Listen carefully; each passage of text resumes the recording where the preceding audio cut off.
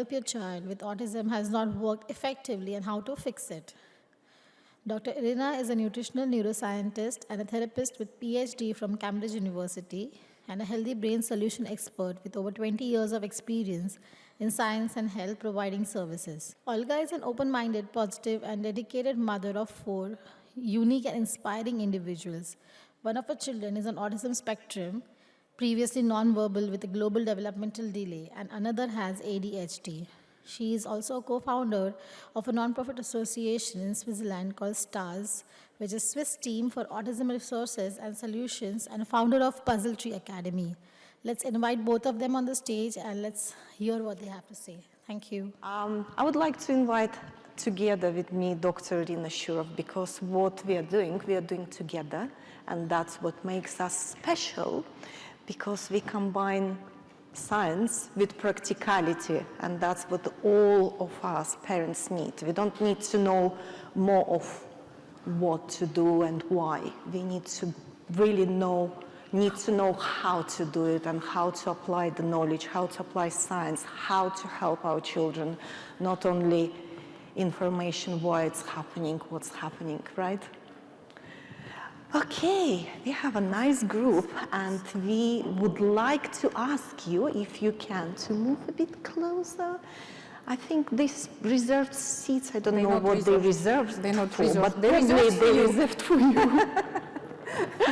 Yeah, it would be nice, guys, if you see us a little bit closer, because it's a workshop, and we were getting ready for really interacting with you, talking to you, finding out your pain, then we can offer you a solution from our experience. So we really want to see your beautiful eyes, your expressions in your face. If it makes sense what we're talking, or it's a completely maybe new or nonsense or whatever the feedback, we would like to be able to see and communicate, because I think communication is vital, and we all wish our children communicate clear their needs and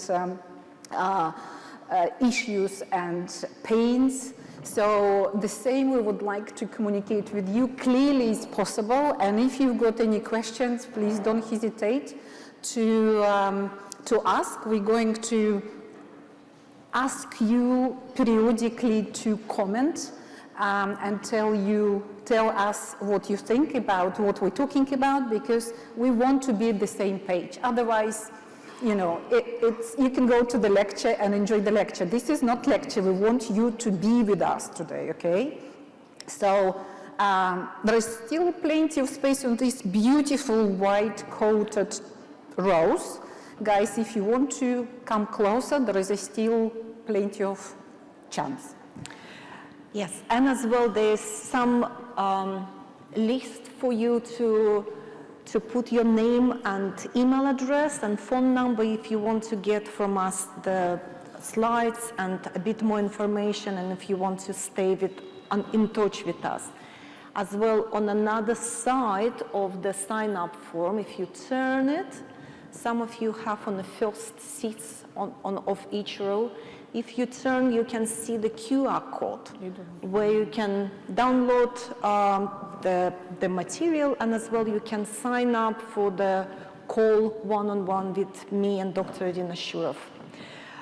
All right, so people are joining. Great, let's start. Who is ready to start this workshop? Yay. Brilliant, brilliant, thank you. So, as we said, my name is Olga Pavlova, and this is Dr. Irina Schurov, and today we're presenting to you why everything you try to help your child with autism hasn't worked yet, and what to do about it. It's all great to know why, but if we don't do anything about it, it's going to stay as it is. So let's move. So a little bit about me. I'm not going to go into much details. Generally, as well was presented, I'm a mother of 4 children. Out of 4 children, I have 2 children with neurodiversity, 1 previously with severe autism, mental developmental delay, speech delay. She started to speak only at 4.5 years old, dyspraxia, dyslexia, a whole bunch of other comorbid conditions. and another daughter with ADHD. I have over 16 years of personal and professional experience in the field of education, special education for autism, speech delay, neurodiversity, and have additional diplomas in around these conditions, let's say. I'm using actively PACS profiling as well as teach profiling to help such children, and I really love working with parents because that's where the change happens. At our homes, working and being engaged with our children every day. It's not 1 hour session per week or not 1 hour session per month that is going to make difference. It's what you're doing every day. And just a couple words about myself. We're precious about the time, so you can find about us on LinkedIn, on Facebook, in the social media, so we're very open and openly sharing our experience. My experience, more than 20 plus in biology. I've got Ph.D. in neuroscience from Cambridge University in UK. I'm a nutritional therapist and many, many other things, but what is my passion about to keep learning and bringing science in a very practical tools to the parents and practitioners like yourself and connect with other practitioners, and that's why we work together with Olga and many others, because I very much believe that every child, every individual with autism is like its own planet, and before we opening up and support this person in the best possible way, we need to understand how the person is functioning and what kind of blockages, functional blockages a person might have. So that's why I'm doing what I'm doing. I'm bringing science in a very digested way to you and help you to integrate scientific knowledge in a very simple tools. Together with Olga, we're coaching, we are supporting you in the best possible way, and that's why we're running lots of educational workshops and online programs for parents. So, continuing. Okay, so what are you going to take home today from this? If you have a child with autism, first of all, I would like to see hands. Who is parent here? Who is having a children with autism? Brilliant, thank you. And who is professional here? Wow. And some of you, I see double put their hands. Yeah? And who you became professional? So 2 hands, who is parent and professional? I see, yeah, that's very often the path. So if your child is not doing well and you hope that you're going to find a way and you tried some things and it didn't work for some reason, that's what we're going to address today. We're going to really put the light on why some therapies didn't work, what you can do about it, how to address that, and how to make it happen that those therapies, those educational integrations and approaches actually start working for your child, and what is it, these blocks that your child experiencing. And if your child has a meltdown several times a day or they cannot yet communicate, we're going to address that as well. Does that sound good or good? Let's go. Okay, that's... Okay, so can you relate to any of these? Any of these? Yes, to any of these. So your child with autism and things are difficult. Things are difficult for your child or for you. Who can relate to that? Or if you're professional, if you're seeing those children or parents who are frustrated and children frustrated and it's not working. And your child is not doing well and you hope that you're going to find a way and you may be not coping well, supporting your child. Or your child has meltdowns several times a day. Mm-hmm. And or you, for example, your child is struggling with everyday routine or with the change into routine. Who experiencing that? Who can relate to that? Or your child cannot cope with changes, or as well maybe they struggling to sleep on a regular basis. Who experiencing that? Okay, who experiencing child being picky eater? who experiencing child who is really sensitive to the touch and light and smell and sounds and all of that? Great, thank you. Who experiencing that all that feels normal life for majority of children, that maybe it's not attainable for your child or for you as a parent? Maybe you need to really restrict your everyday activities. Yes, and I would say I related to it so many times myself, and today it's my daughter's who has autism and meltdown. Today it's her 20th birthday, and she was not talking until 4.5. She can speak now fluently in 2 languages, English and French, and understand Russian and can respond. And she is here enjoying the heat, enjoying the masses of people, and it's possible. So bear with us. So continue. Your child maybe have inappropriate antisocial behavior, so maybe they do something that you wish they wouldn't do, or your child is sometimes may demonstrate unacceptable behaviors, or may appear normal in one circumstances, and then you go somewhere and they totally flip and they present themselves completely differently, and it's unexpected for them and for you. And you may be as well afraid that nobody going to be able to help them, and you wonder how is that going to work for you or for your child. Great, you're in a good place. Thank you for putting your hands up. Okay, so what we're going to do, we're going to identify, we're going to learn how to identify the root causes of your child's difficulties, because autism is not a root cause.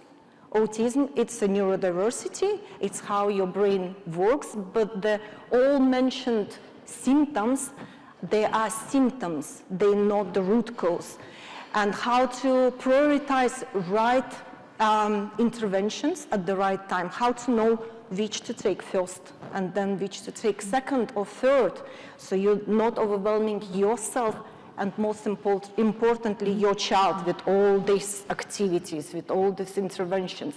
Sometimes it could be more harmful than helpful because you over-stimulate them, you over-engage them, and we all need time to rest, we all need time to digest, we all need time to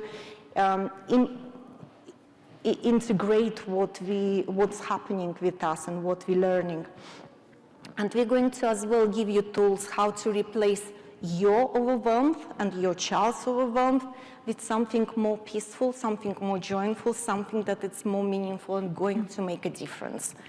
And we're going to give you immediate practical tools that you're going to be able to implement today, if you have a chance, or implement in the near future, that going to start giving results you would like to have it for your child. Okay, so all these tools and the light that we bring to you, why these symptoms happening, they're going to allow to reduce or even completely stop meltdowns, allow your child to have a better sleep pattern, allow you to better engage with your child, and as well support your child to learn and develop the language. And as well, you're going to learn what's causing the picky eating. As well, it's not autism that's causing picky eating. And stop or significantly reduce the challenging antisocial behaviors. And you're going to learn as well why those behaviors happening. Mobile phones, if you can switch them off, that would be great, and I'm going to do that now. It's already off. Okay. I've done it for you. Thank you. Okay. So we've been thinking, because it's going to be quite, and it is not big group, so if you can share some, maybe you're the main issue you're struggling right now, then again, we try to shape sort of our presentation towards the main issues. That would be great. You don't need to say your name if you don't want to, but just what is your main challenge you experience with your child, with your children, or in your practice? That would be fantastic. Then we kind of see the vector we try to get, because again, there is so much can be discussed, but we've got only a couple hours with you today. So anybody wants to speak out? So I want to expand his vocabulary, make his speech more clear, Okay.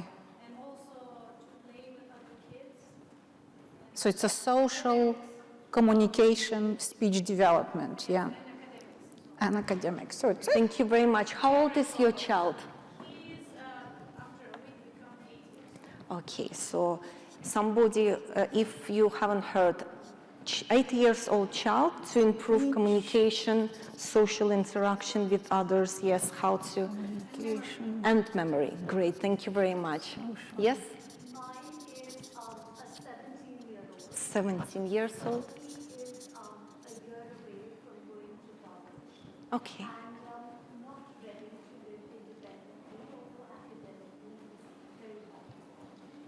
So our challenge is how do we navigate his journey or the transition from living with us to Okay. taking those baby steps to live independently and kind of make sure that he Okay.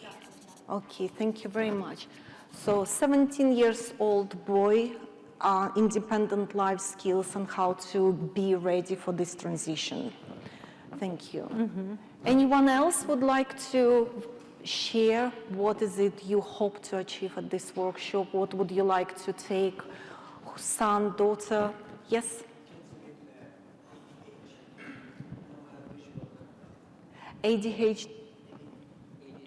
Okay, and no visual contact? And you would like your... And how old is the child? 5, 6 years. Okay. No eye contact. And what is the biggest challenge about no contact, no eye contact for you? Okay.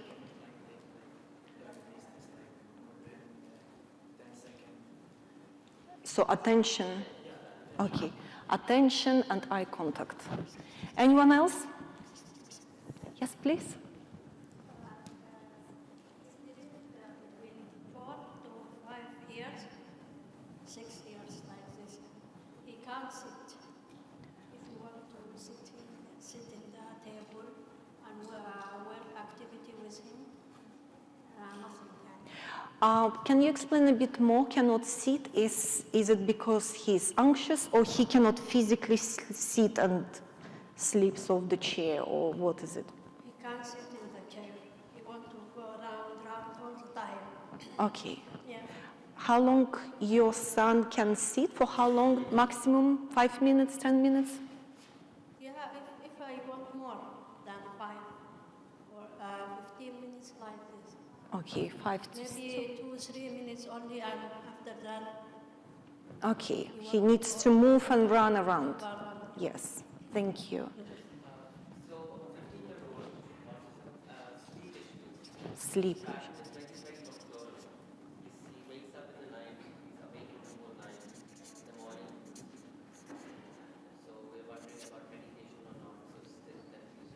Okay, so is it difficult to fall asleep, or is it waking? He's waking it. Okay, and then, and how many hours per night your child manages to sleep? Okay.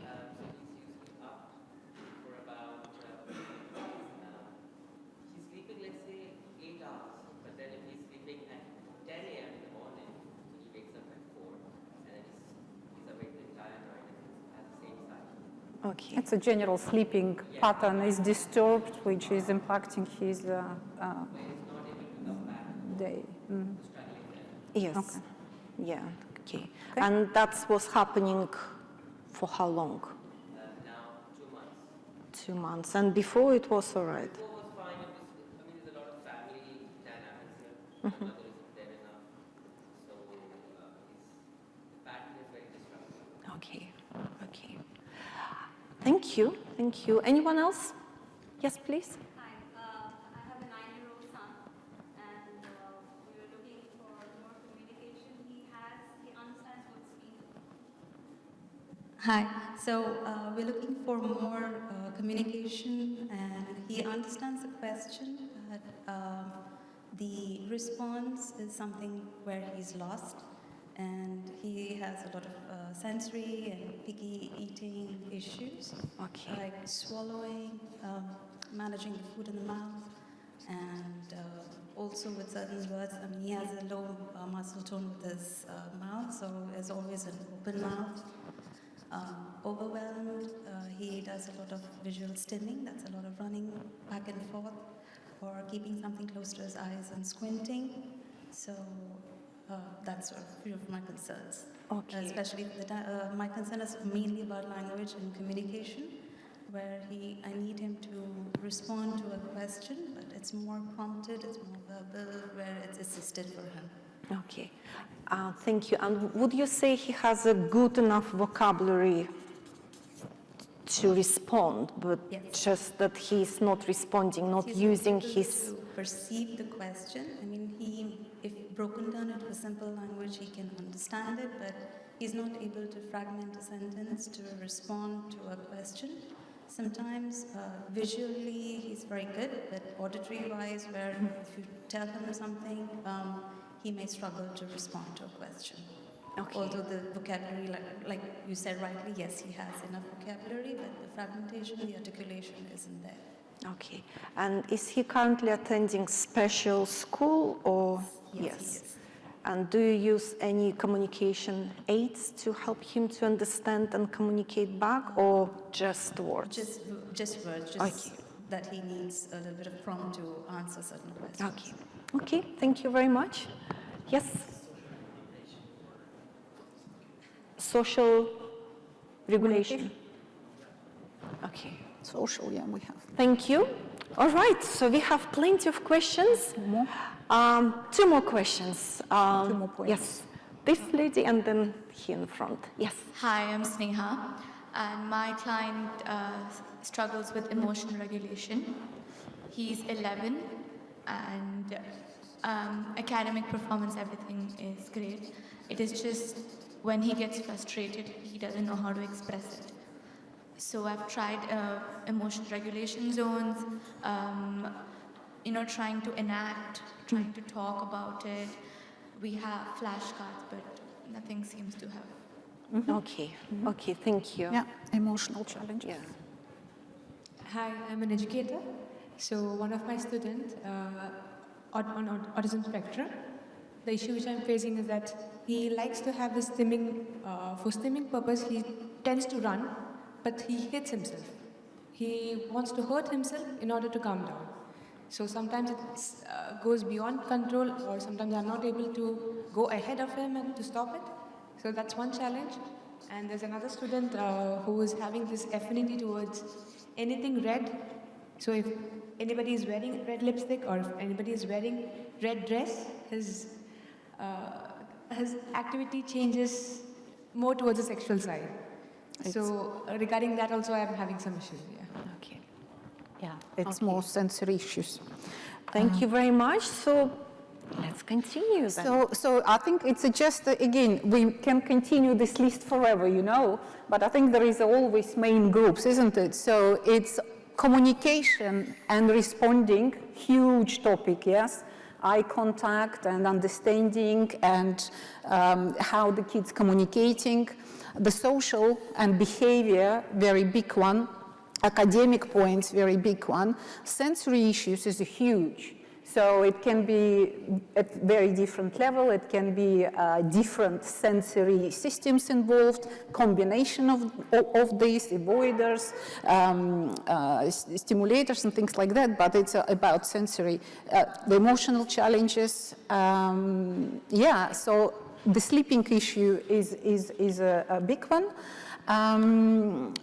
It's few main groups we can really combine, and that's how you can see how we're actually combining them in what we're going to discuss with you today. So thank you for all that. It's very valuable contribution. We're going to touch all of them. All right. Okay. So thank you for sharing. That's really great. We already we skip that. So as we said, this is going to be interactive, and we don't want you to fall asleep in the next 2 hours. That's why we're going to ask you to stand up. And this is going to be part that you're going to all benefit, but as well, if you have children ever who struggle with confidence, who struggle with every day feel good about themselves, we're going to teach you a boss pose. One of it, it's like that. Put your hands behind your head and just stand as a boss. This is great doing in the morning, looking through the window or going outside and just opening this part of your chest. It's an expansive state, and it puts you straight away in different state of mind as well. Plus, when you're pressing this part of your head, you're activating some nerves, and it's calming, and it's putting as well you in more confident state. Same for your children. So if you don't know what to do, or your child feel a little bit stressed and their shoulders get in, ask them to stand in a boss pose, and you probably right now feel much better. Usually people want to smile, usually people more able to move into that exam, to answer the question. So how that feels? Another easy option, sitting. You know, when you sit, you can take a seat, your legs up front, same, both pose. Again, opening of the chest, and you feel differently. So you can continue as long as you want, being both. It's really helping, actually, especially when the children, before they're going to school and they feel anxiety, they will always have little stress because, as we know, they're very vulnerable, and they've got some kind of small space for extra stress. So let them be a little bit open up, be more bossy from the morning, so they're in a good mood to enter their social challenging environment. Thank you. I'm really excited seeing you in this group. You are proactive, and it means that you're going to take tools and use them. That's what we want. So a little bit, very briefly, in photos about me. That's me in a photo with my beautiful girls. And the one that is sitting like that, it's Michelle, whose birthday is today, 20 years old. And she was full of beans and really cheeky. And as you see on the lower photo as well, Michelle in London, in Chinatown, one of the busiest places in London, lots of noise, lots of smell, lots of colors. And she's coping absolutely brilliantly. She loves it. And cocktail, that was a year ago for her birthday as well, so for her 19th birthday. So everything is possible. Don't think that whatever you're experiencing right now, it's going to be for the rest of your child's life or your life. It's all doable, and that's why we are here. And just about me, I think we put these pictures just to show you that we're also humans. We're mothers, we're parents, we're professionals, and very often we understand what are you going through. My daughter, who is the youngest here, and now she's beautiful like that, she struggled with lots of emotional challenges, lots of digestive issues, lots of skin issues, really to the point panicking and not be able to express herself, and failed many different exams in a very stressful situation. It's really paralyzed her life for some point, and all that hopefully is in the back. Now she's a young adult, building her independent life, finished her degree in hospitality management, and doing music production course in South Korea. So speaking 5+ languages fluently and enjoying her life. So, but it was a battle. It was a battle, and we're here to empower you as a parents and enjoy that lesson. We created the shortcut, honestly, and if it can help you, that we would be very pleased every second to share that experience with you. So if you are happy to share a little bit about, again, your stories, we would be very happy to hear from you. And because that's very important, realizing every single step, because somehow this experience we needed to, it's make us stronger and it push us to learn. And it's so nice to see you all here, because if probably wouldn't, if not your children or your clients or clients and children, you wouldn't be here. We wouldn't be able to discover and connect very important dots, which actually making all of us healthy and more connected with ourselves, with our family, and with the planet we're living on. So all of you should have some, probably in your bag, some notepad, piece of paper or pen. I would like all of you to write down for yourself, what would you like to take from today? What would you like to change for your child, for yourself, for your clients? And so you have this focus in front of you. And we're going to try our best to answer your questions and give you tools. If by the end of this workshop we didn't come and ask questions or ask those questions at the end or during the workshop, so you definitely go out with answers. We agreed? Okay, great.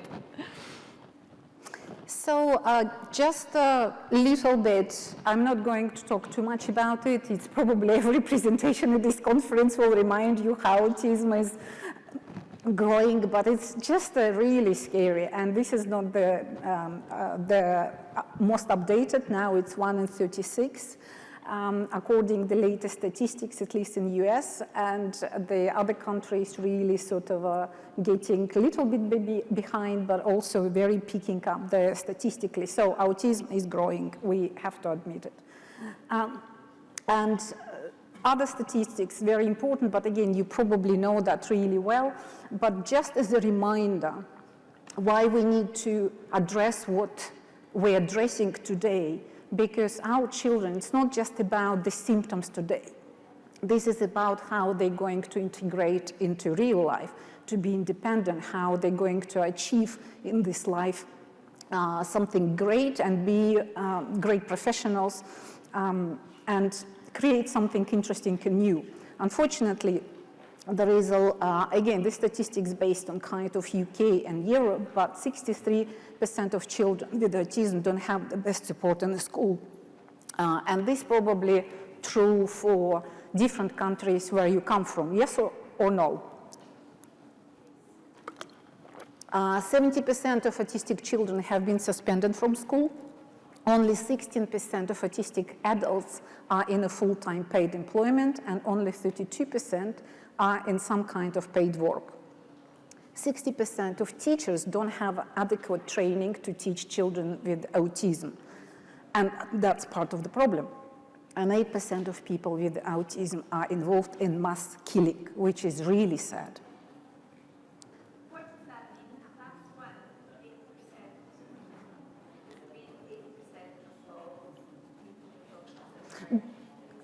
8% of Sorry, it's the last point. 8 of 100% who were involved in mass killings.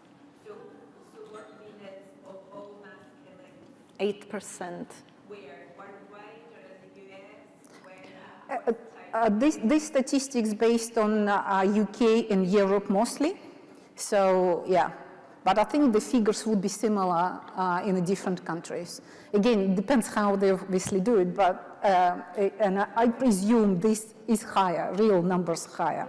So do you mean 8% of the mass killers are on the autistic spectrum? Yes, yes. But it's not 8% of No. Yeah. So what is going on really, if we're looking at the family? Over 77% of mothers raising children with autism report depression. Levels of depression in mothers were significantly associated with the physical health and quality of life. Fathers of children with autism suppress their feeling very often, and most of the times at the cost of anger outbursts.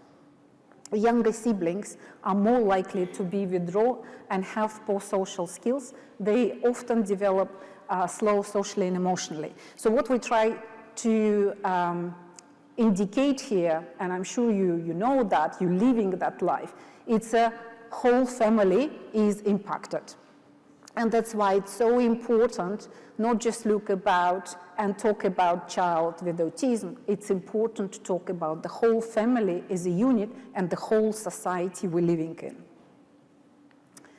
Our question to you at this point, if you already worked with any holistic approach or technique in order to support your child or family in this situation, and maybe you just shout from the spot, what kind of things you already tried? Anyone who worked with different therapies, holistic approaches, looking to help your child? Would you like to share with us?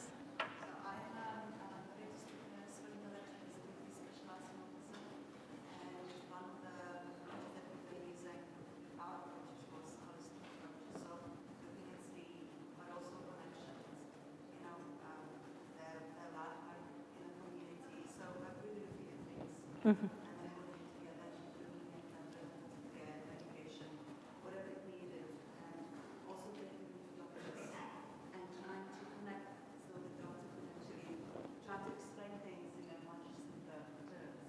All right, thank you. Thank you. Yes, and that's what brought us together, is really looking not at individual through the prism of the problem, but looking how to help them to really overcome challenges and what is it causing challenges. So, to continue and to understand what is the best support our children need, I think we just need to a little bit understand again what is actually autism is about. So what we know definitely that autism overlapping a lot with many different conditions. And it can be different neurological conditions and also physiological conditions. And for example, that slide demonstrates you some little statistics how autism overlapping, for example, with the different mental health disorders at about 70%, with ADHD between 28 to 50%, with the social anxiety 29%, generalized anxiety 30%, and panic disorders, panic attack 10%. And also it's overlap up to 80% with gut disorders, to some degree with the seizures, feeding difficulties, sleep difficulties, motor difficulties. And again, this mitochondria disorder and things like that. So it's really extended list just to show you it's quite a complex situation. Autism is not something very easy to describe. What we try to look at, so the autism from holistic point of view, it's a combination of symptoms, imbalanced behavior symptoms, which are really reflecting body behavior and brain together.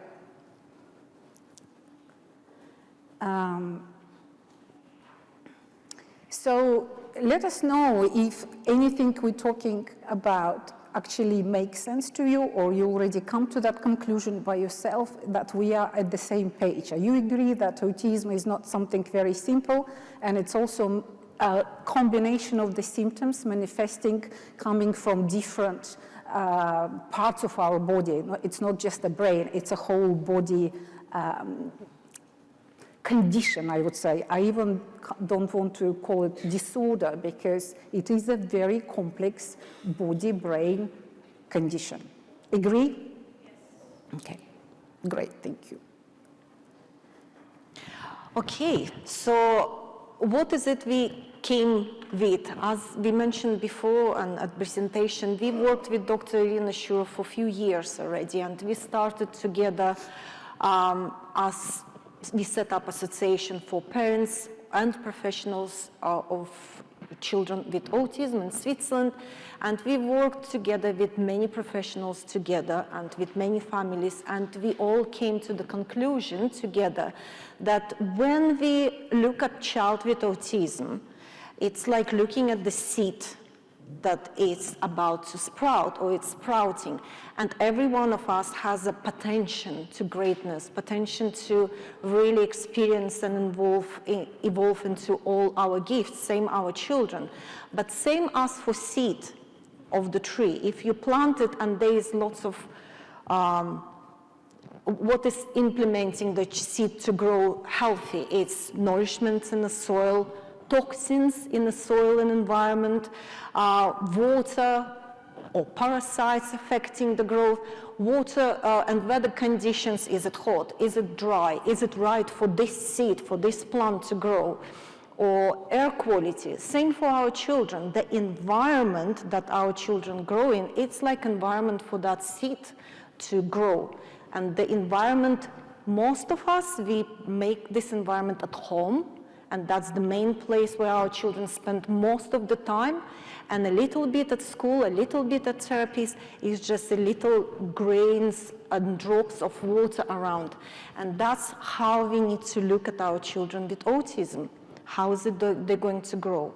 However, existing most of the times medical and educational approaches looking at addressing the issues, topical symptoms, topical manifestations, and problems. And by addressing the problems, we're not looking really at what's happening underneath, what's happening at the root cause. And here we're giving you another visual representation that actually the healthy development and growth and manifestation of symptoms, or not manifestation of the symptoms, coming from the root. And again, what you're giving, that's what you're getting. You're giving nourishment and ability to assimilate that nourishment and ability to detoxify in the right way, plus support network for you as parents. Support network could be your family, professional support network, all the integrative therapists that working with the child, or educators that working with the child. Plus, it's very essential to teach your children and be able as parents to have a good self-care and learn those skills as a self-care, just to really eat well, breathe, exercise, take care of your body, and attitude. So this is what we put at the essential root elements at the bottom, you see in the red. It's actually very essential basics that allows all other elements to grow and progress. And at the core element is what very often professionals being brought to really help your child to improve the learning skills, effective communication. Somebody was saying that child is having words, but they're not able to communicate, or emotional regulation, as well we mentioned, independent self-care. It's already advanced skills, and that's where we start going to professionals. My child is not able to do A, Y, Z, but the roots are very often underlooked. And then we're moving to advanced levels, which is already advanced learning skills, executive functioning, independence in skills, or money management, or employability. This is already advanced, and we cannot start addressing something at the higher level if we haven't addressed something at the lower level. We need to start from the roots. So let's look at the roots. And this is as well a very visual presentation, and we know that our autistic children very visual. Who would agree? Really visual. Lots of information. If we want them to understand, it's better to present visually. Otherwise, they're sort of getting, but mostly not. That's why as well we're presenting our information visually. Visual information sticks with us. So at the base level, we already said it's a self-care, attitude, and support network. Again, at the same base level, it's assimilation, detoxification, and what else? and nourishment. If these are not covered, moving to the higher level of the tree of the skills development is really, really challenging. However, at the middle, on the higher level, it's a balance. And balance, that's where at this workshop, we're going to put our attention and intention. And we as well identified and we understood that the 7 important levels of balance and what is affecting our children on an everyday basis, it's something that we as parents and professionals need to make sure that it's delivered and provided to our children on a daily basis. Not something once in a while, something as an environment for them to really nourish those roots and start developing. And this would be a food, all broke, very strangely. It's a little bit moved around. You have that pyramid actually lying somewhere on the flyer, so yes, you can take the stripy picture. Or if you, on the other paper, Olga said, there is a QR code, so if you scan it, you download some information with that visuals as well. So what are those 7 areas? It's food, activities, stimuli, emotions, toxicity, sleep, and habit. And our main attention as a parents should be on balancing those and understanding, first of all, how they're affecting our children and how to balance them, how to make sure that they actually providing this environment for our children to grow healthily. And already the next level, higher level, would be integration. Integration on every day, and for our children to become confident being able to manage those and balance those aspects when they grow up by themselves, because we don't want them to be dependent on us, dependent on professional, dependent on someone to regulate themselves on a healthy level. We want them to be able to integrate this as a skill for life and be able to identify, where is it I'm out of balance? Why is it I'm feeling that way? Why is it my sleep is not good? Why is it I feel agitated? How I can balance myself? What shall I do? We train them lovingly to be able to identify, put into balance, and move forward by themselves. And I think it's also important to remember these 3 lines here, because all this balance, so our intention go through the balance, but we also keep in mind the situation for our child, for the family, and society. So because we're all living in a different countries, in a different environment, what can do one family, maybe struggle to do another family, and different countries, different opportunities. So that's all needs to be put in consideration. So the idea is here, don't overwhelm yourself, but have a tools in place. Then you go and say, okay, where is my balances right now? I need to bring that back. And then express it back to your child, but without working it through, starting from the basis. It's like, the Pisa Tower, otherwise we're leaning this way or this way, and we can collapse. That's why we exhaust it very often. So it really sort of build the base, and then they're going to, to establish all that, which, keep the balance right and make sure you actually integrating the tools which are available to you, depends on your child, family, and society. All right.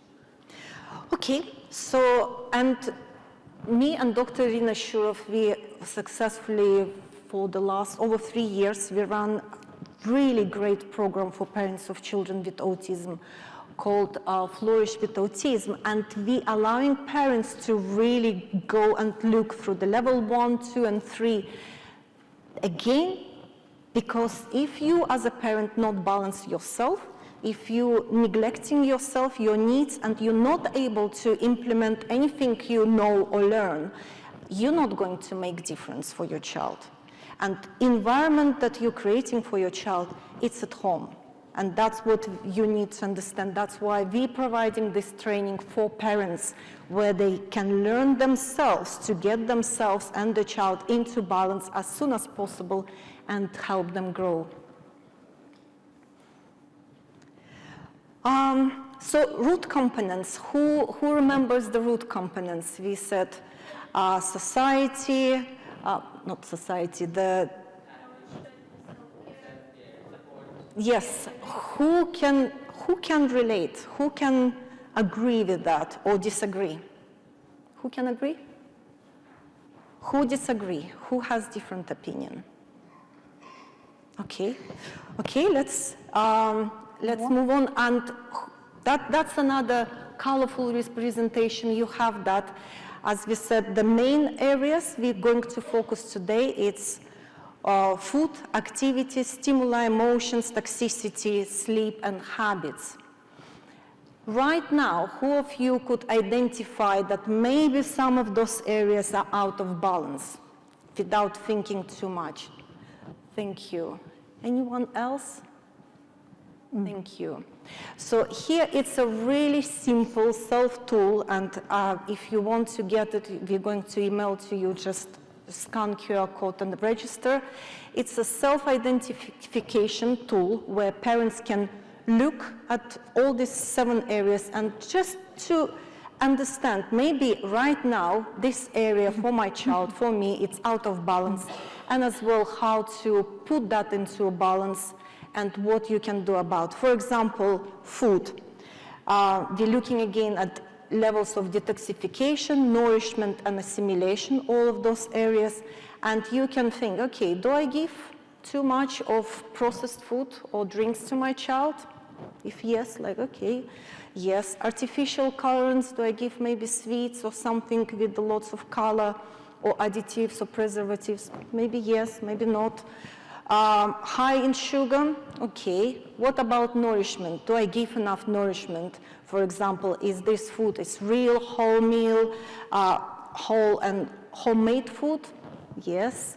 High in nutrition value?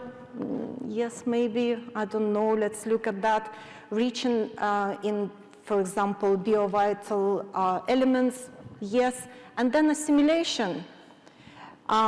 How am I cooking it, and I'm looking at it as doing it together with the family? Yes. Am I checking at the ingredients in the shop and seeing what is in this food or not? Yes or no? So you go through the questions and you identify what is it possibly out of balance. It's not in-depth, it's not really full-on, but it helps parents to quickly identify and put it as soon as possible into more or less balance, or to know what you can really put more attention. If in one of the areas more says to the side that, oh, it's out of balance, maybe you need to pay a little bit more attention at that time to bring a little bit more light of your attention to it. We're going to focus a little bit more on each area right now, but this is just what quick available for you, and you can, like Olga said, have it as a download.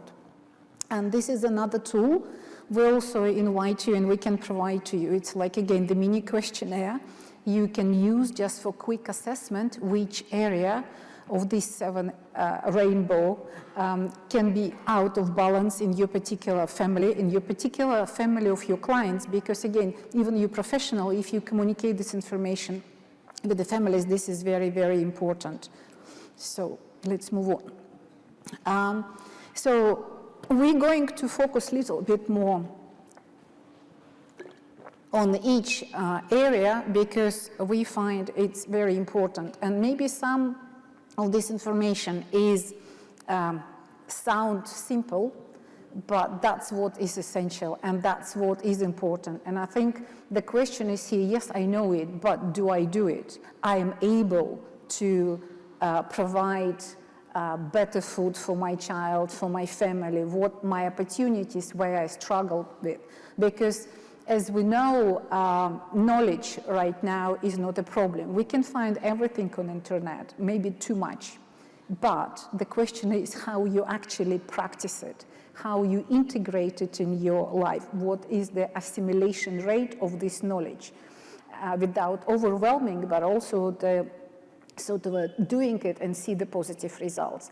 So that's why we try to keep it very simple and really give you sort of very practical tips and solutions how you already can start to do it if you know but don't do it, or maybe you try it but been demotivated because it didn't work for some time. But believe us, really, without really looking at these fundamental things, anything you doing fantastically on the top, like stem cells, neurofeedback, and there is so much great stuff we're going to discuss on this conference here. I'm going to present gut-brain connection. Anything we're talking during the next 2 days, without this fundamental, not going to be very assimilated properly. It's not going to bring very effective, long-lasting tools, because even the positive change for your child is still stress. We need to integrate that opportunity. We need to have this empty glass inside of our children in order to bring that positive, stimulating therapies, which great, fantastic, but if your child can't tolerate it, it would be just additional stress and meltdown. So that's why what we're giving you today, it's very simple, very practical preparation, that empty space for your child. Then tomorrow and day after tomorrow, you're going to learn fantastic things, but they need to preparation in order for them, make positive, long-lasting change in your child and in your family and the society. So, food. What we can talk about the food forever, and I'm sure you know there is lots of problem in our society. We keep eating junk food, and which is not really food. When you're going to supermarkets, 80% of the food presented there, we just can't consume as a human beings.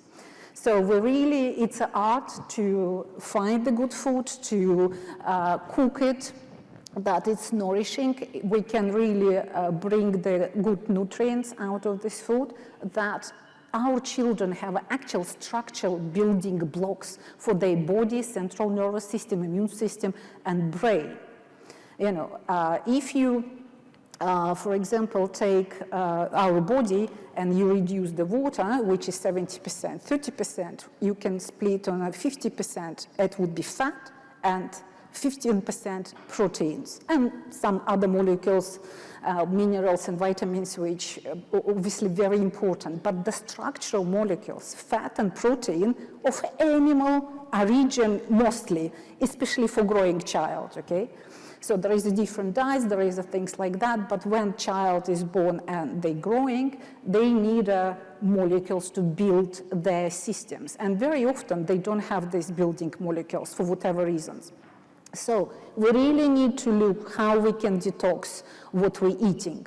Olga already mentioned that. I'm not going to list all that. We really need to think how we nourishment approach towards the food. Is it real? Is it organic? If it's fresh produced?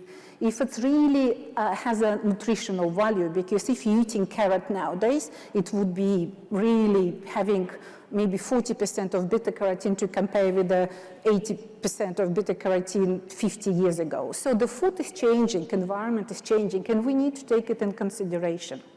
So how we prepare it, that's very important as well.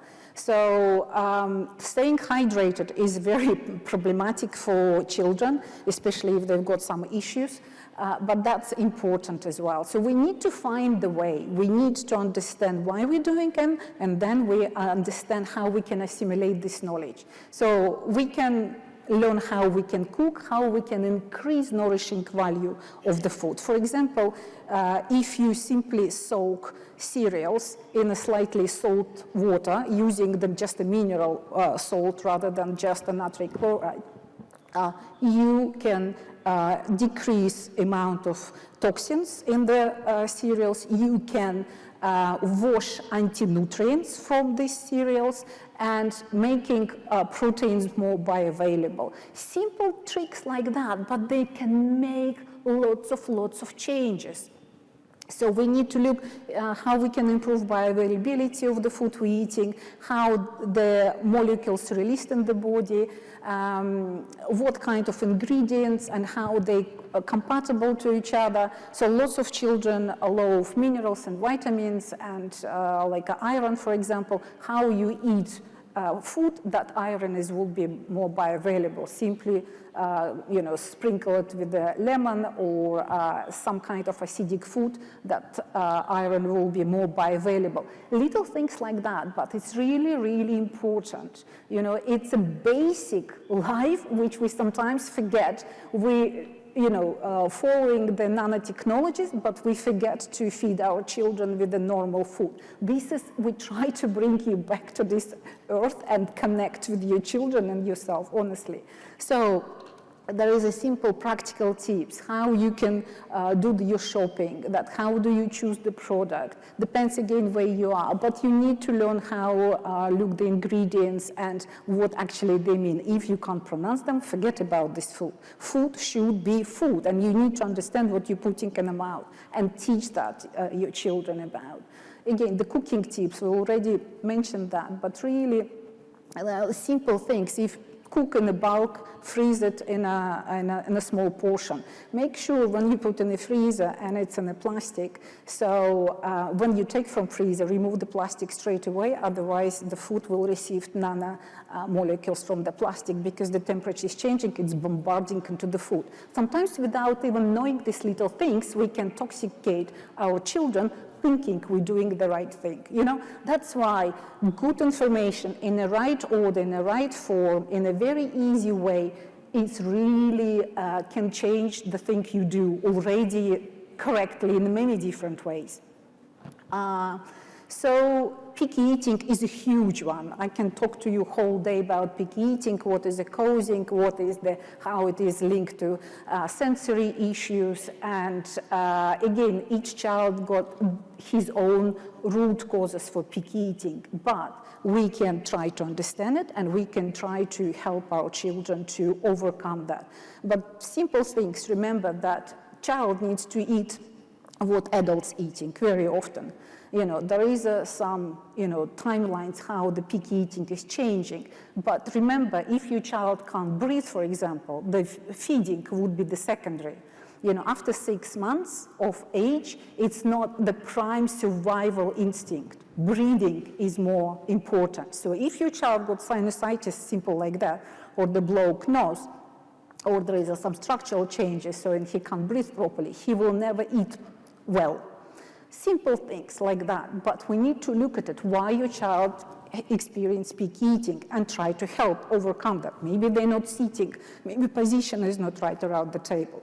Maybe they've got hypertonia and you just simply provide proper chair, adjustable chair with the support. Increase the interest in the cooking together, present the food between 8 and 15 times, start to play with the food, allow them get messy. This is very interesting, it's a creative. Every child I'm working with, so they start to play with the food first. They're making the boat from bell peppers and things like that, and the caterpillars from cherry tomatoes. So they're playing with it, they're not afraid of touching the food. So there is not immediate pressure, eat. Yeah, so they're just playing. It's like a toy. And then you give a name, then you give a kiss to this caterpillar. So the phobia is really, disappearing little by little. And then the next time he's trying it. And then he's eating it. And then you cooking together with children. There's so many different tools we can share with you how that overcome that kind of issues, but depends on the child, depends on the situation, depends on sensitivity issues as well. So this is about the food. So choose one thing that you can implement already from what we discussed, and definitely, if you want to share, that would be great. If you just write it down, maybe you heard something we talked about the food, which you haven't tried, or maybe you've tried but didn't have a chance to follow it up, or you've been demotivated and you would like to try again. You mentioned salt, soaking in salt. You mean lentils, beans? beans, lentils, any cereals. Just imagine the cereal is like a baby plant.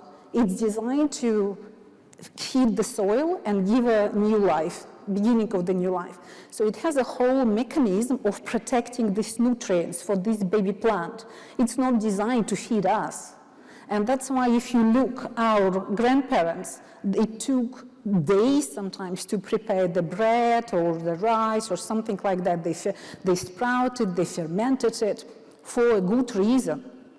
You know, that's why simple soaking in the water, first of all, you wash a couple times in running water, then you add mineral water, like Himalayan salt, you know, Celtic salt. So it's like Mendeleev tables of minerals in there. It's not just stripped from all the minerals, natrium chloride, which is good just, I don't know, in Europe we're using it to put it on icy road. Yeah, that's a good one, okay, nothing else.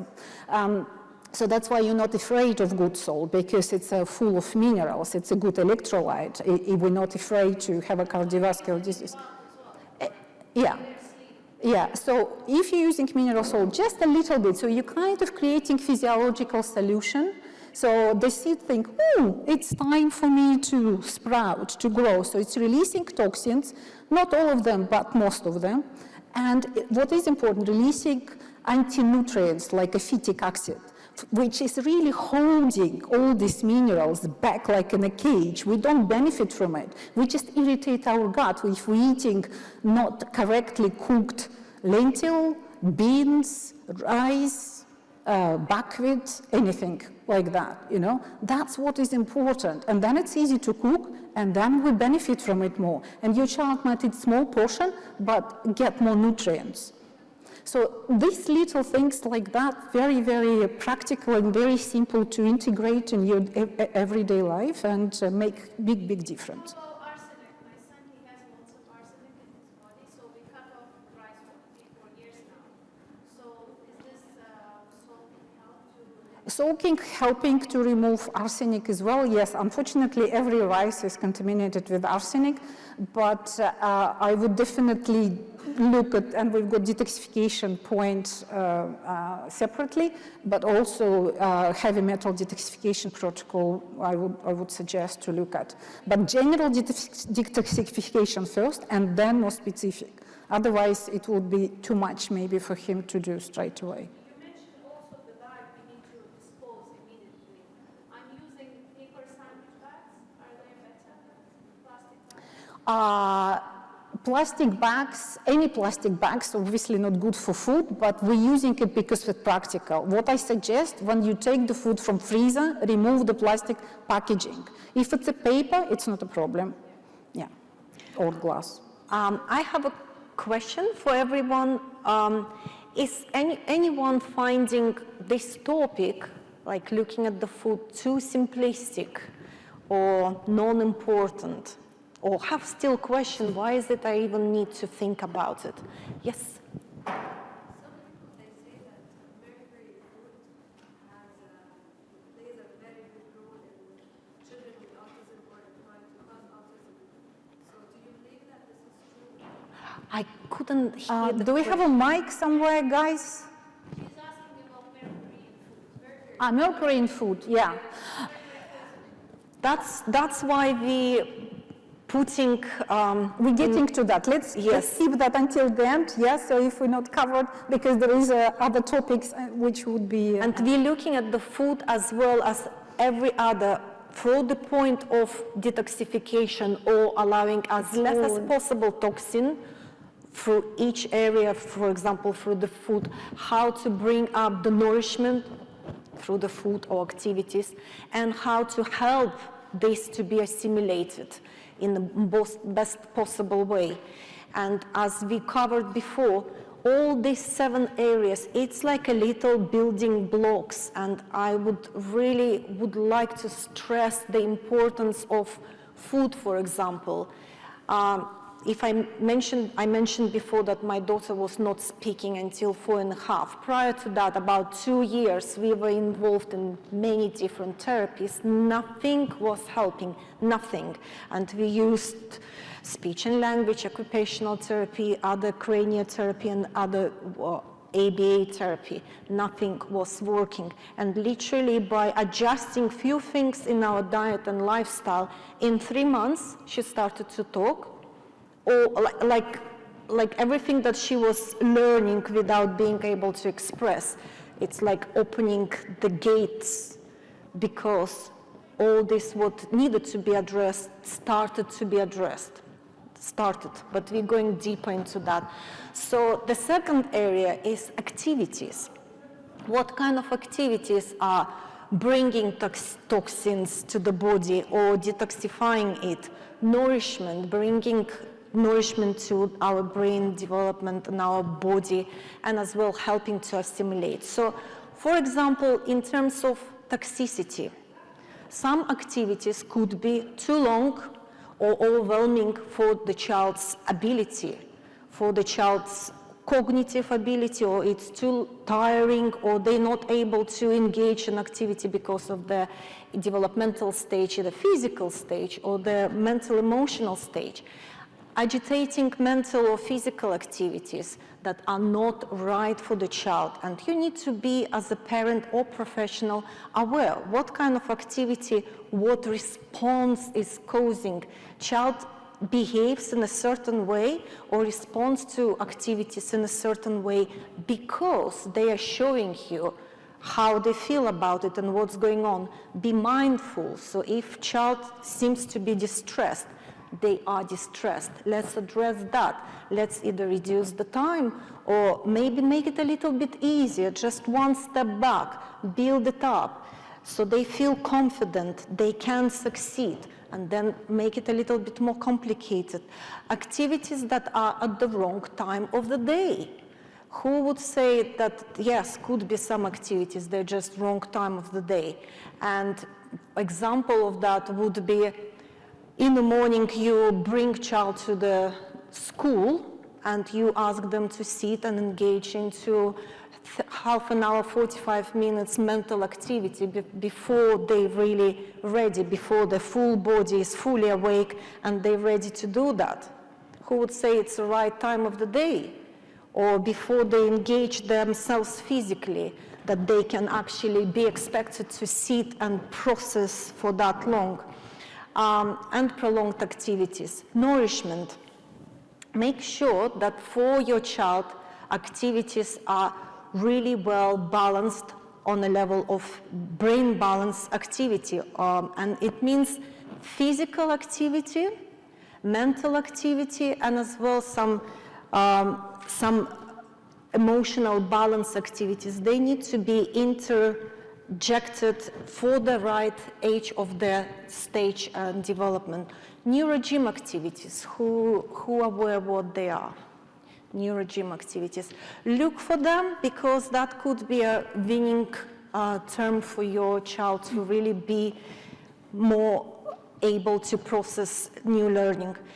Physical activities and fresh air. And we know in Dubai it's really hot, but find the time in the day when it's not too hot and you can take your child outside and be in the fresh air, engaged with their full body breathing as well as running and getting them tired physically. Grounding on nature-based activities. Nature-based activities proved to be one of the best healing activities for every one of us, for all human beings. We're not meant to be in the concrete, surrounded by concrete and all the artificial lighting and everything 24/7. We're not meant to.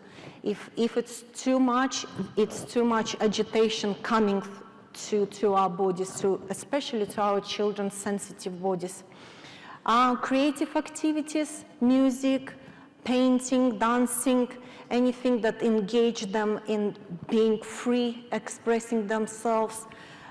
For somebody who is not yet able to communicate verbally, that's the great way for them to express themselves. So playing pantomimes and asking them to draw how they feel would allow them to be able to express. Sometimes being able to express verbally, it's a big task for some of them at a particular time. Sometimes you maybe tell me if you're experiencing that when you see a child at one time capable expressing themselves verbally, and at another time they seem to be losing that ability. At that time they are struggling. Find other ways for them to be able to express themselves. Or maybe, again, reduce agitation. This could be stimuli from environment. Let them calm down, calm their senses, and then they're more able to express themselves otherwise. And assimilation. It should be appropriate activities for the child developmental stage and sensory profile. So in terms of activities, if you feel that your child could be very often overstimulated or understimulated, try to find professional, or as well you can get through us some sensory profiling to understand what kind of your child's sensory profile. Do they need more stimulation, less stimulation? Try to adjust the activities. Less but more consistent is more, and write it down somewhere. If you want your child to succeed, don't get them to do 1 hour of something. Do it 5 minutes, break, maybe 5 minutes, another 5 minutes break. Do it more often, do it every day, a few times a day, if you want them to develop certain skill.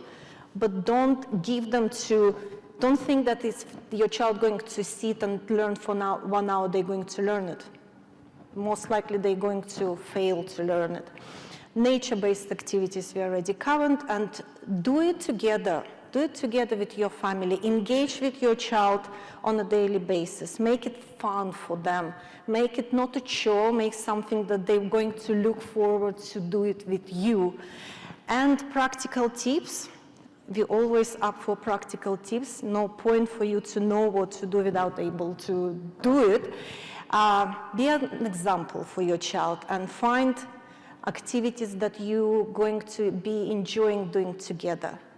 For example, if you want your child to learn practical life skill, or if you want your child to be less picky eater, cook with them, cut with them, smell with them, and show what it is, and prompt them to, if communication is the question, prompt them to say something in response, how it smells, how it tastes.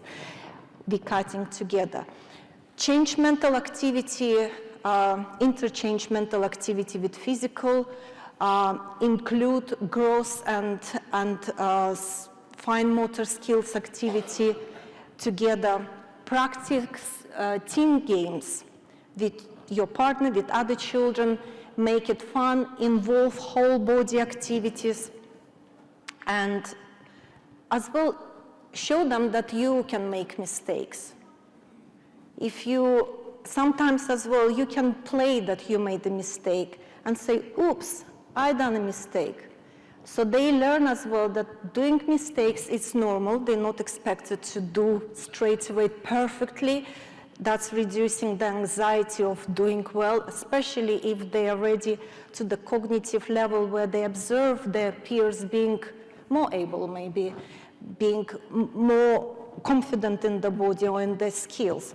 So allow them to understand that even adults, even you, perfect parent, very often we viewed that way before they turn teenagers, allow them to see that you can make a mistake and it's normal, and you can pick up and do it again.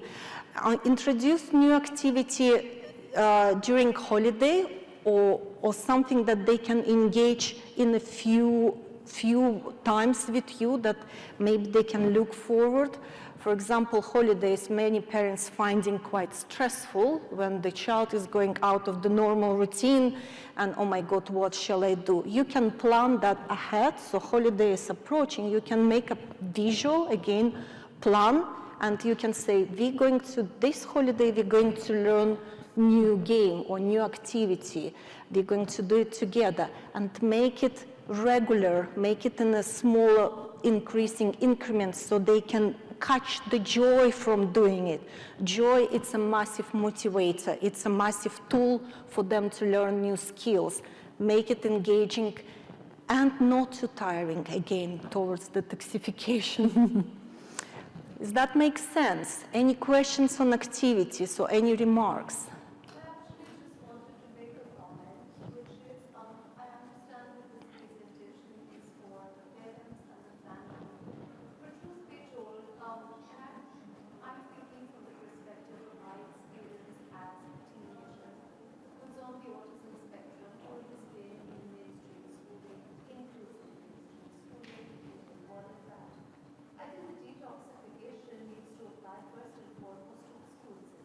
If the school system is going to handle board exams or school exams by giving the accommodation of extended time, and we're looking at a 3-hour standardized test, which with 50% extended time becomes 4.5 hours for a young adult with autism to sit in one space and do that prolonged activity. I think the detoxification needs to start at a much bigger, wider level for that young adult, not for me at home. I am only part of the solution. Or if you look at activities at the wrong time, you know it takes longer than other children to change after swimming or PE, and he has a physics test after his swimming or PE exam. Of course he's going to be late, of course he's not going to finish on time. So I appreciate the solutions you're offering, but I think a lot of them need to be targeted to the school system that is simply not getting it right. Brilliant. Thank you very much for this point. And that's, again, exactly what we're doing for parents in our program. We teaching and we assisting parents to be able to advocate for their child needs, because those things, those points that you just addressed, they have to be addressed. And unfortunately, for now, education system is not perfect, especially adaptive or inclusive settings. They're not yet so inclusive. And for us as parents, we have to put these special points into the education plan, to the education and care plan regarding where you are in the world. And this needs to be addressed for educational systems support our children. But as long as we're not fully aware what is as parents, what is our children difficulty, and we're not able, okay, let's look at this plan, even exam plan. My child is not going to be able to concentrate and progress even through the exam. It has to be broken, it has to be monitored, broken into pieces, or adapted to some level, maybe with the break that they can sit somewhere in a quiet corner. I absolutely agree, and that's why, again, it still starts with us. And that's, at least it's a right of every parent to assist the child through the school to get the plan, education plan in place, or put some support in place. And who better knows our children than we? Or our child, they need as well to get to the level when they understand the needs well enough and they can advocate themselves.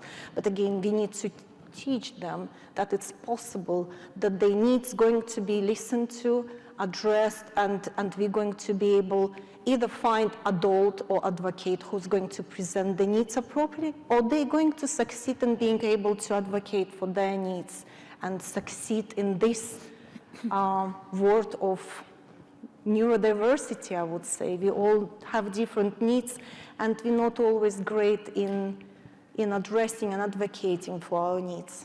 Is that answers your question? I just would like to add, that's why in our pyramid we've got society dimension, because you're absolutely right. We teach you, like Olga said, that you can teach your child, and together we can be more advocate for, and you know the language, and you can go to school and express as much as you can, choose the best school for your child, or in some countries, sort of independent, sort of homeschooling movement is growing because exactly for what you say. But, and we're also preparing the program for the professionals, because as we said, that schools also, they don't know sometimes, they don't have an opportunity, they don't have a knowledge, deep knowledge, what actually they need to establish. So it's all coming, but of course it's a future. Our children need our help and support today. That's why as much as we can, we share that and then let's together see how we can implement it and share the examples, the tools, the techniques, provide your child with a special wobbly cushion to going to the school because he can't sit properly. All these little things we can integrate as much as possible when we understand why we're doing it and how important it is for our children, depends on their situation. I hope but it's a great point. Thank you so much. For example, we have some parents who done through the sensory profile, and they understand that their child very often gets too tensed over some time, and they not able then to concentrate, they not able to remember, to sit. And really, it's sometimes really simple. You need to give them ability to have 20 minutes or maybe half an hour increments and be able to get out of the class, do some full body exercise, some jumps, some turning around, and maybe have a separate class. Some schools have sensory rooms, sensory class, where they can get back to the body, they get back to the being in resourceful state for their mind. Get a glass of water, get back to the class and be able to catch up. Otherwise, after 20 minutes or 10 minutes, they're already not functioning, they're already not able to learn whatever is there. So why wouldn't we give them a break? This could be advocated, and when it's reported there, you're coming to a school and you're saying, that's my child's needs, please provide that, please include that in my child support care package. And then we as well giving those tools, maybe as well asking for that sensory cushion or whatever our child needs. And this is also important. It's, I think, overlap with the, we can just skip it because we already discussed it, with another topic like a stimuli. But lots of children, for example, I mean, they need a movement, yeah, to be kind of engaged because they're looking for certain sensations. And I've noticed in my practice, for example, if children who likes going on a roundabout or on the swings, yeah, that's kind of, yeah, they're looking for this sensory input all the time. If you do after that particular exercise some kind of academical activities, they've got much better eye contact, they're much more focused than the time to read the book, to get their interaction back. So it may last 1 minute, 2 minutes, 3 minutes, but every time you see it's a little bit longer, you know, and it's really effective way to combining this physical activity for a child. For example, if he needs some vestibular system activation, that's the movement he is doing, and then some academic activity. It's all being kind of clever to get the most of your child when he has ability to respond. Okay, and that's why the stimuli becoming is very important, and we teach them actually together with activities, because it's kind of side to side. What is your particular child looking for, what kind of movement and activity he needs depends on his sensory profile. And that's why we're understanding that is really provide us individual sort of a setup, what is a detoxification approach, what nourishment, and how you can assimilate it. So I don't know, do we want to focus on that too much, because people are aware, but it is so important. What activity can be stimulating for one child can be very toxic for another one, and at least at the similar time of the day, in the length. It's really important. Look from filter what your child can tolerate, and it should be stimulating enough, but not overwhelming. You know, and that's important. If child is avoiding certain activities or touching, for example, because the sensory system is such, it doesn't mean you have to avoid it completely. You just need to find the way he will accept it little bit. So you really sort of encourage the stimulation. It is a stimulation he needs, but it's not. It's a sensitivity doesn't let it. So you really need to figure out what the stimulation he needs and keep practicing it. And then it's really sort of prolonging the response. But the wrong stimulation can cause the meltdown. So it is all the art. You are artist because you're bringing and you're raising the children with autism, and you know, each of you artists, and that's why the sharing your expertise to each other and communicate, finding the network of professionals who you're really communicating well, you're in the same level of understanding, energy, and mentality is so important. Going back to that fundamental, networking is very, very important. So find a professional who will help you to identify the sensory profile. Then you together can design that kind of stimuli which need to be taken away, which need to be bring it in, and how you can assimilate it, very important. But on a basic level, you can do it already by yourself at home. You can observe your child. You can have a very simple chart you can do from internet. What is the stimuli your child needs more, what he is kind of avoiding, and then see where you can stimulate him, and then feed on another sort of a stimuli which he is avoiding, but in a small portions. It's like an immune system stimulation. It's a similar way. Yeah. I have a question. Who have child who is coming from school stressed and they feel that they need to do something or run, or they come home and they floppy and they cannot do? What kind of child you have? Too stressed and they need to move, or floppy and they need to lay down and they don't want to do anything? It's both sometimes. Okay. I see that every day is different. So sometimes the overstimulation gets into STEM, where he's running a lot longer at school. Sometimes he, depending on the activity or the kind of environment he's in, perhaps it's overwhelming and he's just very floppy, doesn't want to do anything, just wants to be left alone.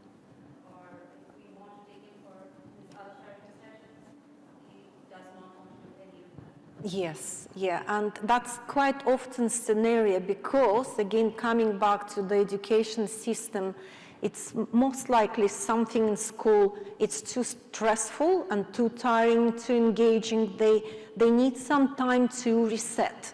And that's what we call it, it's reset time. Just schedule that into your times, child's time activities and stimulation sometimes. And they're doing that by themselves. Observe your child. Maybe if you don't do it yet, start doing diary of your child responses, what's going on, and try to track it. What was going on before that?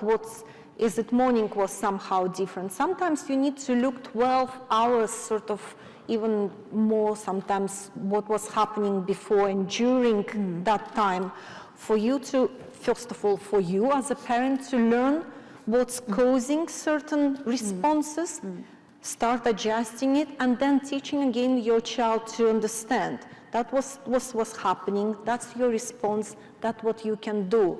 First of all, to manage that beforehand, or manage that while you're experiencing it, and giving your child tools to regulate themselves. So if your child is running, that's what they need.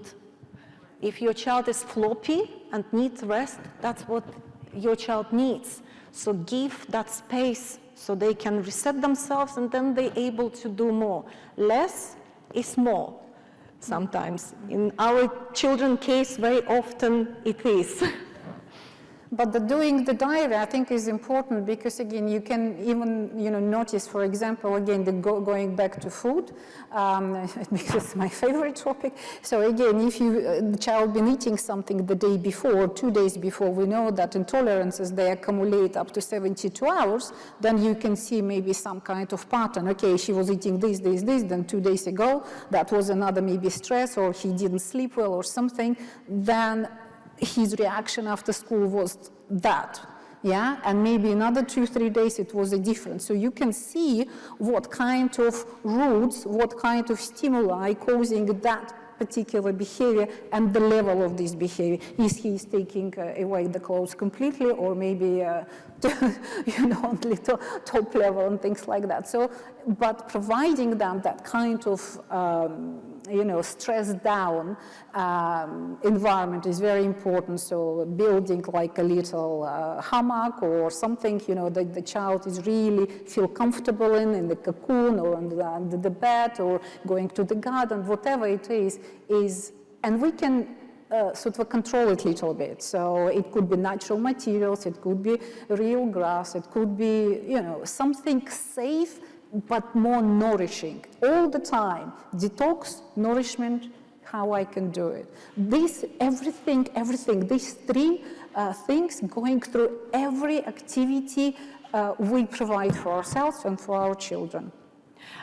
Coming back to after school, I'm going to give you a funny example, which is not really funny, and it apparently happens quite often. My daughter Michelle, whose birthday is today, she was going to special school, and she was brought to school by school bus and back by school bus.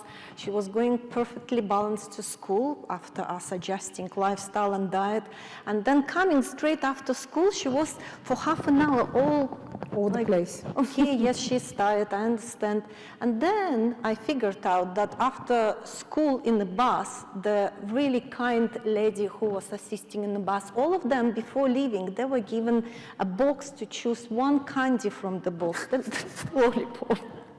So she was popping it into her mouth before she's entering, it's already gone, but the reaction, we were talking food with adjectives, with colorants and artificial sweeteners and all that. It was as a stimuli, it was working well. It was obvious, but I couldn't figure out what's going on. The child is, and at school, looking at reports, all fine, she was balanced and fine. Okay, must be adjusting to home. So have a diary, ask questions, what was going on in school or in between. It could be just small window of opportunity that you're not aware of, which is nice for children, they love sweets. Which is very difficult, I guess, when the family is splitted and the children spend some time with the grandparents and then maybe father and then the mother. That coordination is tricky, but it's essential, unfortunately. So I think we are going to... Okay, emotions. We looked and we're getting close to the self-regulation part. Detoxification, how to make sure that on emotional side, your child is detoxed and not bringing more, and what can toxify, let's say, your child in terms of emotional regulation. It's tiredness, fatigue, almost stress, and stressors. What kind of stressors and where they're coming from, what kind of social, emotional environment they are in. It would be good to really start looking not only at home, but as well elsewhere. Critical and unsupportive environment. Sometimes it happens in a family, so for youth professionals, if expectations of parents could be higher than child it can perform, that could put a lot of stress on the emotional balance. And as well, if expectations of other extended family members are too high, or they expect child to perform in a particular way that they're not yet ready to, that as well can bring emotional dysregulation. And our children need to learn sometimes how to manage the emotions explicitly. If some of our children more or less they're able to catch it from observing, some children need to teach it, learn it as a skill, and we need to teach them as a skill.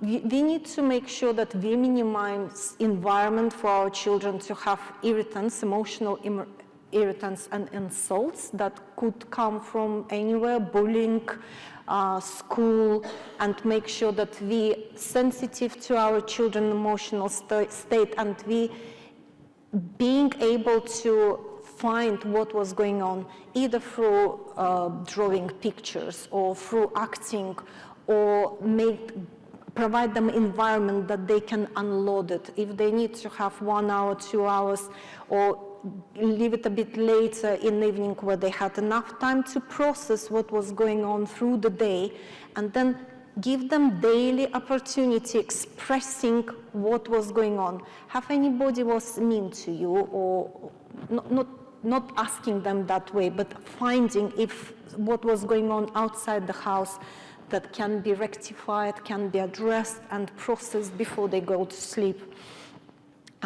Let it out and express in the way they can. So again, one of the pictures I showed here before when my daughter Michelle was not able to communicate, or it was times when she was already able to communicate, but under stress, under too much pressure, she was losing shortly that ability. As I give her other ways, prompt the other ways, what's going on? You see all this frustration? Maybe show it to me, show how you feel, express it in a big movements way. Let them teach them as well how to get it out instead of constantly blocking it and sort of suppressing and not allowing it to be seen and acknowledged. This needs to be constantly cleared, same as toxins from environment, from food, from other ways. Emotional toxins needs to be cleared and opportunity given to clear them on a daily basis. The faster you make it possible, the faster it works. Smile. Both pose with the smile works perfectly in the morning, and if you feel that your child needs to change the environment, smile at them and ask them to smile if they can. Don't press them to smile if they don't want to. Soothing sounds, putting background music, or even the music of rain or sound of rain or something, again, if your child's stimulation level allows you to do. Learn for yourself and teach your child self-regulation techniques like mindfulness, grounding, and be an example. So if you see your child being stressed, do it for yourself first. The easiest exercise, let's do it all together. I have a microphone here. Putting hands on your chest and applying slight pressure. Just put it and feel how it feels. And start with the deep breath in and exhaling through the mouth, but inhaling through the nose. And while breathing out, make it as long as possible and drop your shoulders. And again, breathe in and exhale and drop your shoulders and relax and roll them back and relax your jaw. And you're doing that for yourself, but as well, you can ask, do it with me, just try. You're doing it for yourself, that puts you all in a different state. But asking and prompting your child to do allows them to know what to do. We cannot tell, do that, when they don't know even what you mean, or when they're so stressed, they have difficulty processing. That doesn't make sense. You want me to calm down. I want to run on a ceiling right now. Another great exercise, breaking pattern, and you see, you feel now relaxed. You feel relaxed. Breaking pattern, when your child wants to break everything, and some children getting to really violent states, when you seeing your child being like that, how it makes you feel? Stressed. You're picking up from you feeling stressed. They're sensing that they're feeling stressed as well, and they're feeling stressed because you're feeling stressed. It's a cycle, and sometimes some parents, especially as we mentioned men, they're getting different level. They feel angry, they feel powerless, they feel angry, they don't know how to help their child. So first thing where we need to start, it's help ourselves. And the best way to break a pattern, change the position you physically in. If you are sitting, stand up, stand up. If you're sitting, you can sort of shake your shoulders and imagine that you are a dog who is fully wet, and you start shaking the water from your nose. Everything, all the body. And the tail. Imagine you having a tail. Shaking it all off, sometimes turning around and just changing physical state takes out our state. And then you can deal with what your child is dealing. You can all nicely sit down. So, does that make sense? Yes? When you feel powerless, you as parent, when you feel, thank you, when you feel out of sources, change your state. And if you don't know what to do, don't do anything. Get out, maybe say, excuse me, I'm going to come in a minute. Just hold that thought. Go to the toilet, do that thing, don't go very far, and come back. You're going to be more able to help your child. Don't try to fix anything when you're out of sources, yes? And that way you're going to teach them what to do. Don't say, don't do that. What shall I do? Give them what to do. Show them. Yes, don't tell them, show them. So assimilation, use, yes. Follow your intuition and emotional guidance. As a parents, we are in tune with our children. We know what they feel. And most of us humans, we feel what other people feel. And other people, our children, do whatever they do because they need to show us how they feel. Whatever you observe, they communicate with you the way they can at this time. Then they scream. I feel like screaming. Do you understand, Mama? Or Father? I feel like screaming. That's how I feel.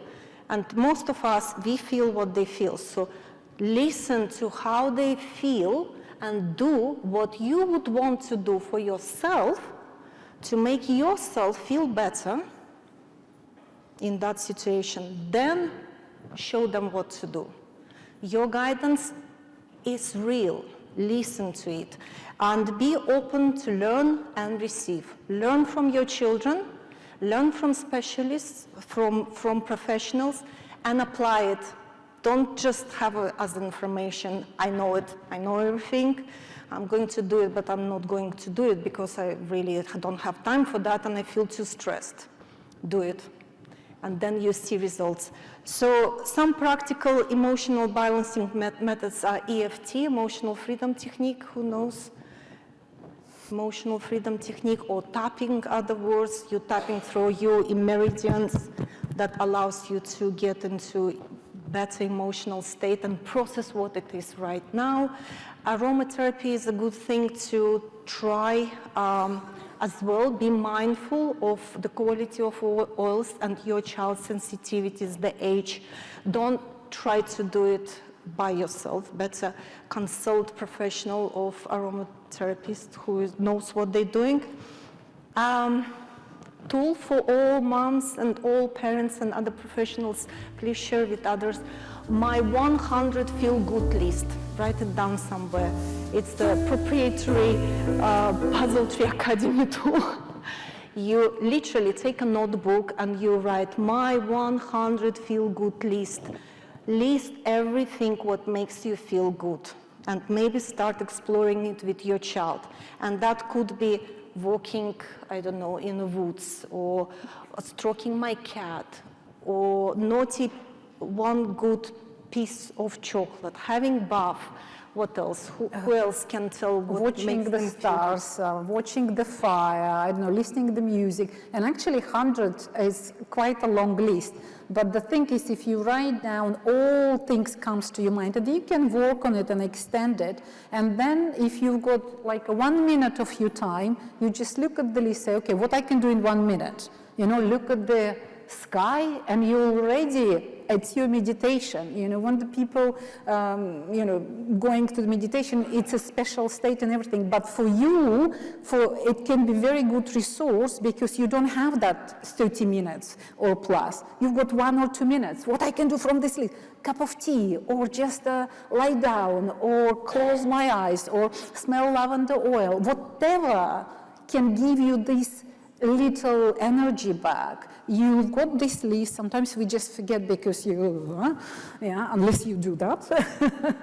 So that list really helping, and that can be activity for 1 minute, for 2 minutes, for 5 minutes. So it depends how time you have for yourself right now. And what it means when you or your child is in unresourceful, stressful situation, or the place where you feel, I don't know what to do to make myself feel better right now. When we are in that state, in this stress state, it's really difficult to remember what is it makes me feel good. But you have your notebook, like, okay, I quickly scan through and I can do something from this my list. You're already changing your state and you're getting to a place of your resources. Same with your child, you can think up front when they are in a good space and they can think up front what makes them feel good. You can discuss. When you go to a stressful situation, for example, to this crazy grandmother's Christmas or whatever other party where they don't want to be and it's too stressful for them, you think up front what you can do if you feel stressed, if you feel out of sources. Maybe you want to take with you notepad to draw pictures. Maybe you want to do this or that. Put few points in place, 5 up to 10, what they can do if they feel out of sources. They have it with them. So if they feel that's too much, they can do something, and you prepare as well them to do it. 3 minutes miracle tool as well. It's a great tool. Please look online. It's widely available. It's not our special tool, but it allows you to identify inside your body where the unpleasant feeling physically is. You may find it somewhere around your neck or chest or maybe solar plexus, and by identifying it physically, when you close your eyes, where is it? I feel, you can know what is that communicating to you. All what we feel, our emotions, as it's a way of communication. That's something we need to do differently or address. Yes? 3-minute miracle tool. It's practical tips, the bottom one. And just here. Yeah, you can write it down. We've got 10 minutes left. Really? So we wanted to practice it, but I don't think we have a time for now. So basically, I think we're going to very quickly mention the others, but you can see they kind of linked, yeah, and got to the basics and how do you choose one or another. It's giving you that kind of idea, and of course, you run out of time, you run out of energy, but just identify where you can start first. Where is it kind of, which area is a little bit out of the balance, and try to focus there. Then scan again, what else I can do? It's like working constantly around that kind of circle. The toxins, very important one, and there is it's a big discussion because basically we live in a toxic soup, as I say, and our children full of toxins. That's, I'm sure we can agree on that. That's why detoxification on a different level, nourishment and helping them, very important. Already mentioned few, like heavy metals, plastic. It's very important, try to, what we can do, reduce that amount of toxins around the children, but it's not just around, it's inside. And that's why I'm going to talk to you about the gut and brain connection. On a conference, and the other speakers as well. So electromagnetic pollution and environment all comes together. How we can create the better environment for ourselves and for our children. So again, it's a few things. Revising your kitchen, choose the non-stick kitchenware. You know, using less plastic around the household, aluminum foil, and things like that. Choose medications versus a holistic approach. All these little things, they just comes together, because remember, our children, they got full glass, one little thing, and then overflow. Little bit longer time in front of computer or the iPhone, and they already can be stressed out and things like that. So that's why we're looking how we can nourish them from using natural products as much as possible in very different areas, and fabric natural, and natural food, and stimulants, instead of drugs, we're using the medical herbs and things like that. and how you can assimilate it, how you can replace what is not natural with the more natural. This is something you can start very in a small thing, but really, structured and prioritize how you change the food, how you change the fabric. It might be expensive, but again, the longer term, you understand you've got a strategy, and just a bean, Teflon pan when it's scratched, and instead of then, buy something longer lasting, look at this like an investment, okay? So if you know why you're doing it, you will find the way to implement it. And simple things like that. We talked about general detoxification. Any detoxification protocol, specific one, needs to start from the, preparing the body for that. And that's why the general part is important. Reducing, again, environmental pollution, reducing the bad bacteria inside, the toxins they produce. Epsom salt bath, very good tool, I'm sure you know, and children responding to that really well. If they've got very sensitive skin, the Epsom salt bath can be replaced with the apple cider vinegar bath, with the clay bath, or you can alternate it, but bath every day, it's like a routine before they go to bed, can be very, very helpful. And again, moving your body and jumping and bouncing, remember about the lymphatic system, which is a big part of detoxification system. That's what is engaging. That's why the bouncy ball, and that's why the trampolines, very good for our kids, not just for sensory, but also for detoxification system. That's why 100 jumps every morning together with your kids can be a good exercise. Again, mold is a huge topic.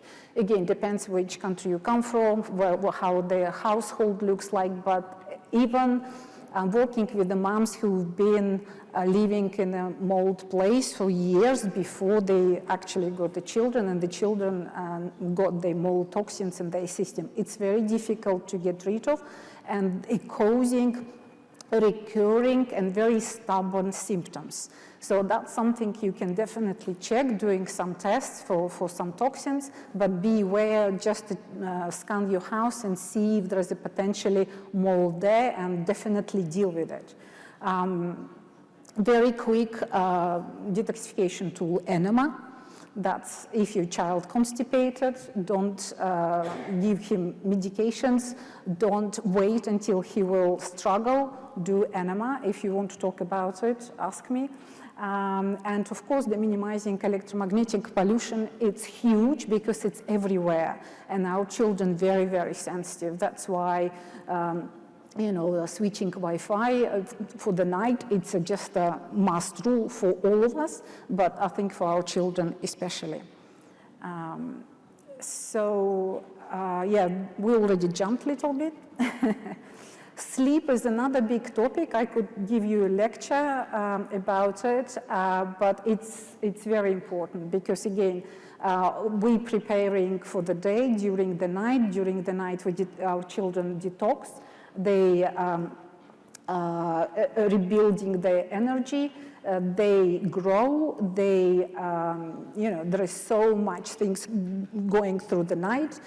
The brain especially, brain is shrinking 60% just to provide the space that special glial cells can really take like a detoxification pathway. They're just really sweeping all these toxins through the path which would be available when the brain is shrinking. So it's called the lymphatic system. It's so much built in our body to help during the sleep detoxification process is happening.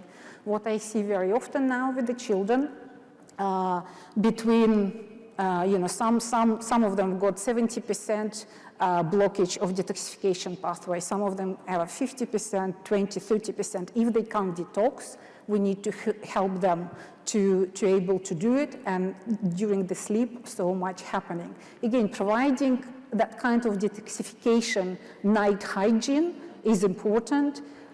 Set up the good environment for sleep is important. Providing all the light day kind of routine and hygiene is important very much. So I'm sure you know all that, and you will receive this anyway as a practical sort of reminders, but I want you encouraged to look at it because it's very important. We can't ask from our child to behave and study and do great academically during the day if he had a bad sleep. It's a very good starting point. So what we do during the evening to prepare our child for a good sleep, do they sleep together with us or separately? How I can encourage the child sleep separately in a safe environment and things like that.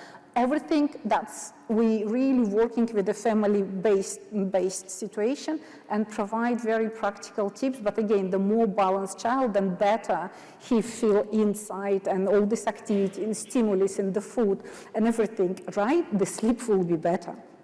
So if your child can't poop during the day and struggle with the constipation, the sleep will be very, maybe not easy and things like that. So considering again all the factors which can impact the sleep. In terms of sleep and every other topic, they all, if you now seeing, they're all interconnected. Sometimes, and most of the time, sleep affected by all other 6 areas, and by addressing and putting them into a balance, it's putting sleep into a balance. Same coming for all other topics. When you put 6 others, the one that is going to, that you feel most affected, going to be balanced as well. It's not that they're not connected between themselves. And the last area, which is very, again, important, but very difficult, how we build the habits. Because it's all very nice to know, but how we actually integrate it. And there is a stimulation and motivation and persuasion, everything comes to that. And there is whole psychological area, there is a scientific topic, how we build the habits and lots of theory behind. But again, being sort of consistent and knowing why give you energy to do it. Do it in a group, do it together with somebody. It's all we know, but that's so much important to actually find the way to establish what you're working right now. That's why the prioritizing, I think, is very, very important, and implementing part is very difficult. That's why we actually run the groups online to help you to implement everything you already know and understand why you want to do it, but still, it's difficult to do. You can look for yourself. So from practical tips, here we suggest some activities can be used as motivators. Again, you can use what is motivating. Choose correctly the rewarding. Food never can be rewards. Just remember that. It can be activities, it can be some interesting sort of a time together to do and things like that. So there is lots of ways to build habits. So you can start integrate new things into already what established and then change the ratio little by little. You can choose the right language to motivate yourself and the child because it's all psychological, it is important.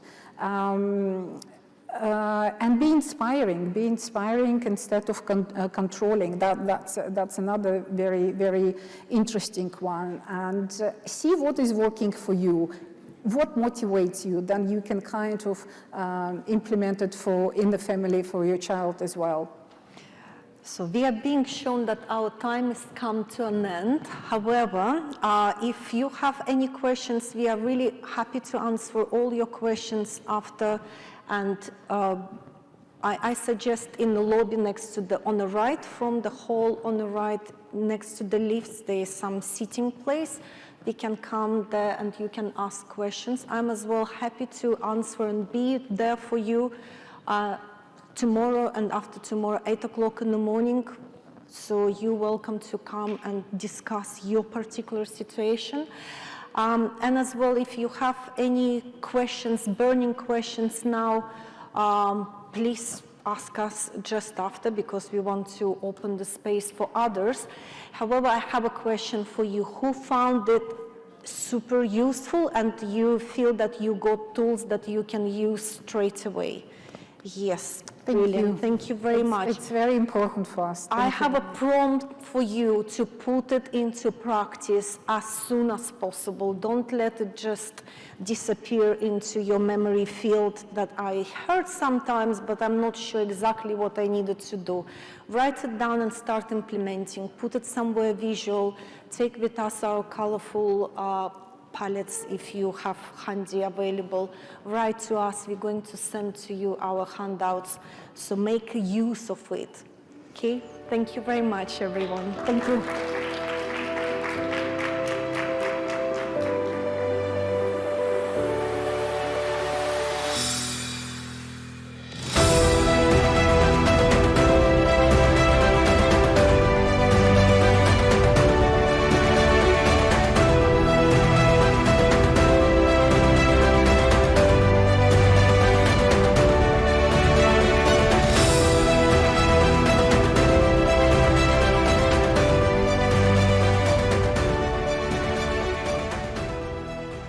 Hello, everyone. It's really nice to be here, and we're going to have Dr. Temple with us live right now. Dr. Temple does not need an introduction. Can you tell I'm one of the biggest fans here? But Dr. Richard will introduce her. No, it's my great pleasure and privilege to introduce Dr. Temple Grandin. Dr. Grandin is an American academician, animal behaviorist, and internationally renowned spokesperson for autism spectrum disorder. Dr. Grandin is one of the first autistic people to demonstrate the insights that she has gained from her personal experience of autism. She is currently a faculty member with Animal Sciences in the College of Agricultural Sciences at Colorado State University. Based on her experience, Grandin advocates early intervention to address autism and support teachers and professionals who can redirect children and adults in fruitful decisions and directions. She has been an outspoken proponent of animal rights and the neurodiversity movements. In 2010, Temple Grandin was listed as one of the 10 most influential people in the world by Time 100, which named her in the Heroes category. In 2011, she received a double helix medal and has received many honorary degrees from many universities, including McGill, Swedish University of Agricultural Sciences, Carnegie Mellon, etc. Grandin has been featured on many media programs. She was the subject of an Emmy and Golden Globe-winning biographical film, Temple Grandin. In 2018, Grandin was featured in the documentary This Business of Autism, which explored autism employment and the success of autism employers. She has been written up in Time, People magazine, Discover, Forbes, and the New York Times. She is best known for designing the Hug Machine, which is a deep-pressure gadget planned to calm extremely sensitive people, which are ordinary people with autism.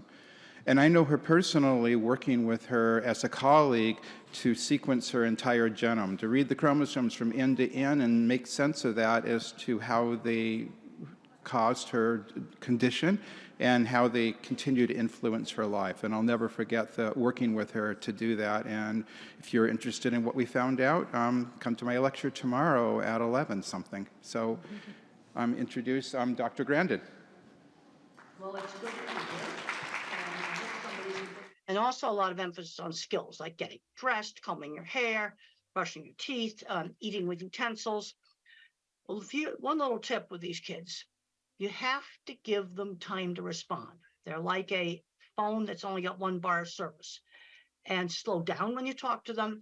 And when the grown-ups talked fast, it went to gibberish. Can you put the next slide up, please?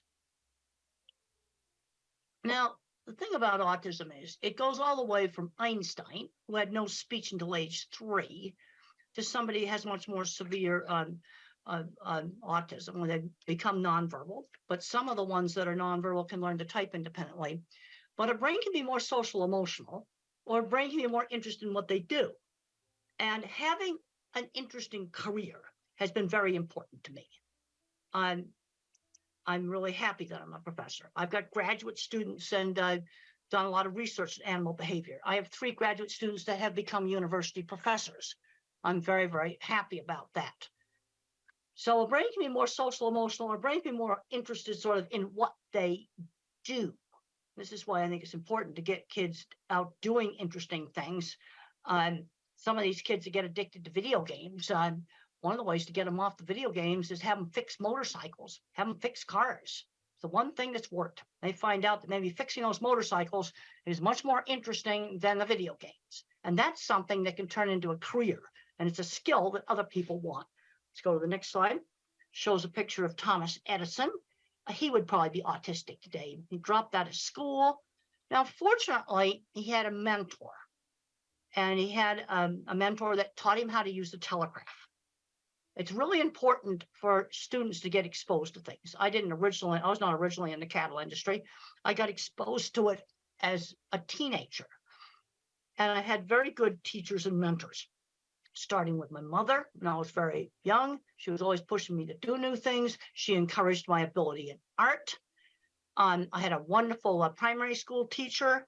I had a wonderful science teacher who got me interested in studying with all kinds of interesting projects to do. Good teachers are so important. Let's go to the next slide. There's Einstein. He would probably be in an autism program today. Let's go to the next slide. Put the next slide up, please. Now, I'm a kind of a NASA fan. And I got 5 years ago, I got a chance to go visit visit this launch pad. This was like so much fun.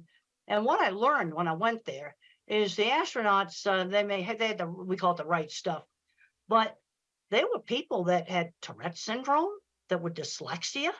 They were building the launch pad. They were designing control rooms. There were people there at NASA, really smart people that were, some of them probably were on the autism spectrum. I've been to many, many NASA sites. And if you look at the old videos of going to the moon, look at the people in that control room. I think there was quite a few autistic people there. And they were really happy that they got to be involved in that project. Let's go to the next slide. Now, I've got emotions, but I get emotional over interesting stuff I do. And Voyager spacecraft now is 45 years old. The scientists are in their 80s now. They are still tracking it. They've managed to keep it going. For a long time, they had to work out of a storefront next to a McDonald's, but they kept it operating with no funds. And I can get really into that because it's so cool what they're doing. They're still learning from this spacecraft that's 45 years old. Let's go to the next slide. Past Saturn, we can go to the next slide. And then you've got the techies down there that keep that antenna going. Yeah, they probably have to do it at 3 o'clock in the morning. I got a chance to sit at the original mission control desk. That was really, really cool. Go to the next slide. Now, let's not get hung up on the labels. Autism is this big spectrum. And the problem with autism is they keep changing the diagnosis. Originally, maybe 30 years ago or so, you had to have speech delay to be labeled autistic. And then they added Asperger's syndrome, where you could be socially awkward with no speech delay. And then in 2013, they merged everything together. And you've got a spectrum that's going from Einstein to somebody that may have much more severe problems. But I can't emphasize enough on working with the little kids, because when I was 3, I looked very, very severe. And we can go to the next slide. I have grandparents that come up to me all the time, and they find out they're autistic when the kids get diagnosed. That just happens all the time. And sometimes adults later in life getting diagnosed helps them with their relationships. But I'm concerned that too many fully verbal, smart kids on the spectrum get so hung up on the label, the parents get hung up on the label, that the kid's not learning basic skills like shopping, learning how to save money, doing laundry. Just very, very basic things. Another big problem I'm seeing is not making the transition into the world of work. Work skills are not the same skills as academic skills. We need to start children when they're 11 years old, maybe volunteering at a fruit stand or something like that, where they learn how to work for somebody outside the family on a schedule. Let's go to the next slide. And that's me having a real fun time at the vehicle assembly building. We'll show another slide. All the cool stuff I got to go do there, like go up on the roof and I wasn't supposed to. That was really cool. All right, let's just get back to the getting important stuff in autism. Let's talk about some basic issues here. Sudden surprises scare. Okay, let's say a child's going to go to a new school. We'll try to visit it maybe before they go there, or look at the website. The other thing that's difficult for a lot of individuals with autism is multitasking, when you rapidly have to multitask. But we've got to get these kids out doing stuff. We've just got to do that. And I was brought up in the 50s, and we used a method, I call it teachable moments. So let's say I took my drink right here and I stirred it with my finger. That's bad table manners. Now, my mother, instead of saying no, she would say, use the spoon. People think it's disgusting when you put your finger in the cup. She would give the instruction instead of saying no. That was my generation, a method of teaching social skills. And social skills were taught in a much more structured manner than they are today. We need to limit the screen time, the phones and the computers, to about an hour a day. And we need to get kids out doing things. Today, I saw some kids out playing in the playground that's near my house, and that's the kind of stuff that kids should be doing. Let's go to the next slide. So there's the teacher there working with a really young kid. And the thing I have found on very young children's programs, some teachers just have the ability to work with these little kids.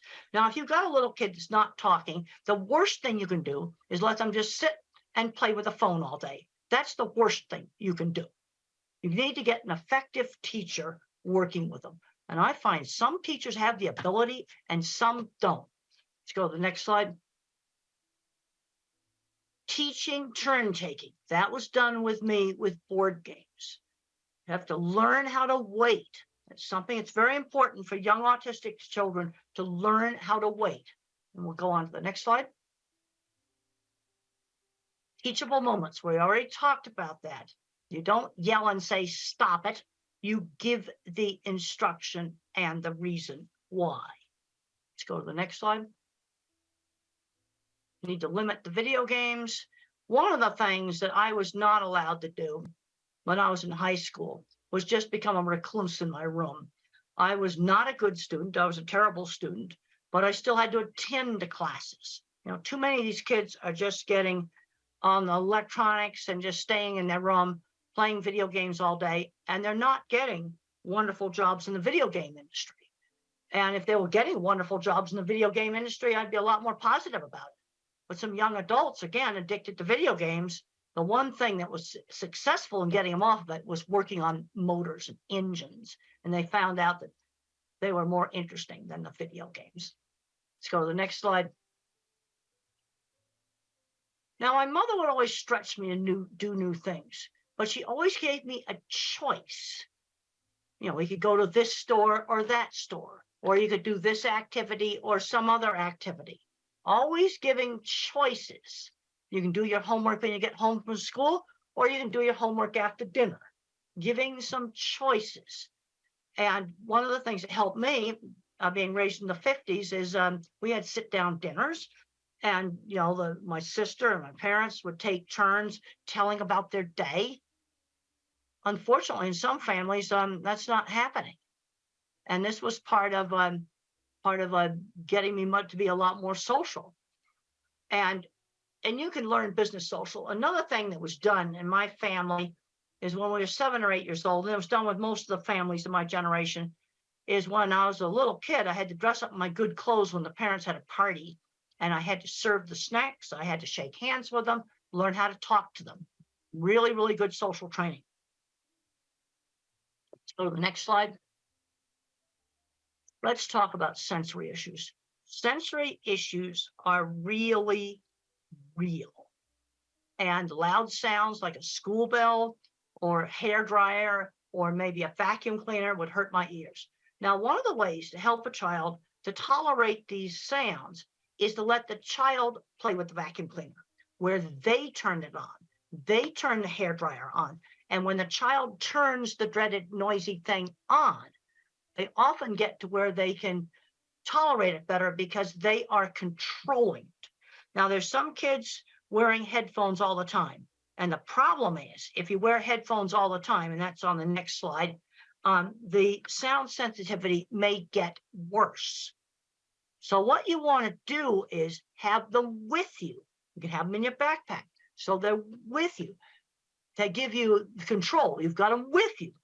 But then you try not to wear them. Because I've heard stories where they were wearing headphones all the time and the child got so sensitive, he couldn't tolerate quiet conversation at the dining room table.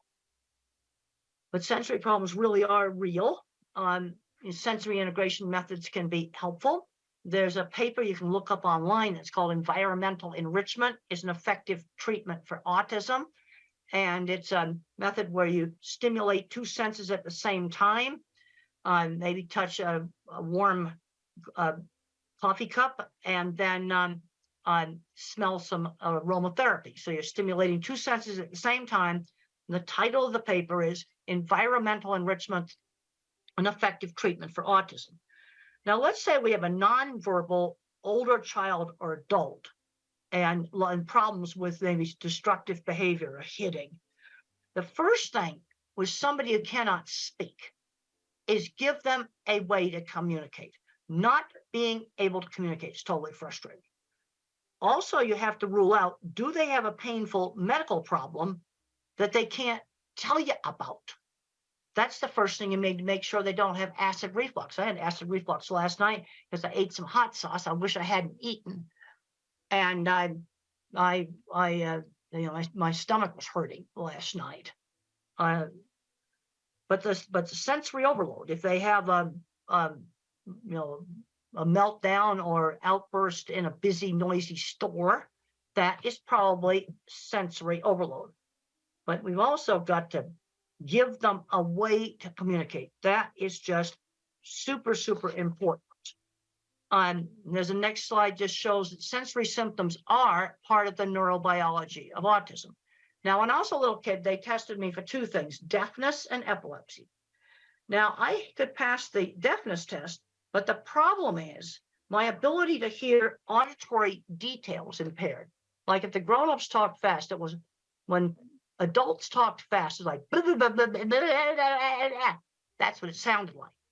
Because I didn't hear the hard consonant sounds. Like if someone said the word cat and they said it fast, I would hear ah. So my speech teacher would say cat ta, or she'd hold up a cup and she'd say cup pa. And she switched back and forth between saying cup and cup pa. Because if people talked fast, then all I heard were the vowel sounds. Stretch out and enunciate the consonants, and sometimes hearing would kind of cut in and out like a bad mobile phone connection. There's kind of three ways that the brain can have a problem with language. Not hearing the auditory detail, where I'm hearing gibberish, trouble with getting my speech out, expressive. And then the next slide, I talk about echolalic children.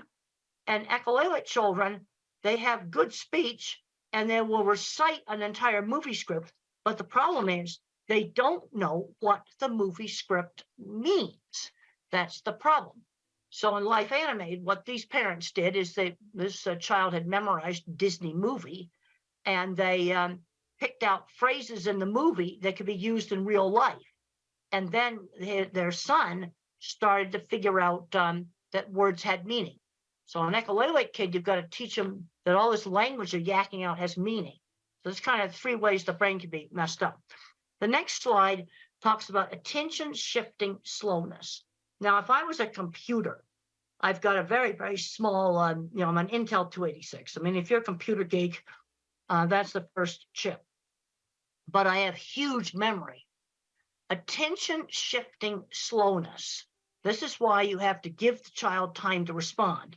The next slide shows attention shifting slowness. It's an old Ami Klin slide, and look at how the normal person's looking at the eyes.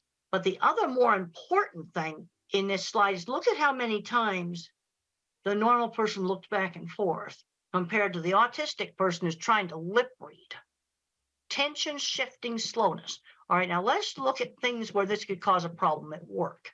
I want to see these kids get employed, and I want to avoid the jobs such as rapid multitasking at a McDonald's takeout window. That would be a very bad job.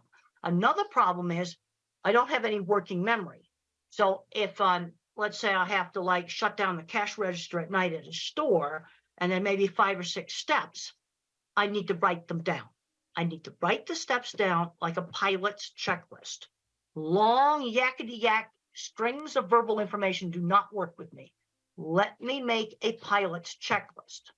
Okay, and if you don't want to disclose autism, just say to your employer, pilots need a checklist. I need one too. And for pilots, it's mandatory.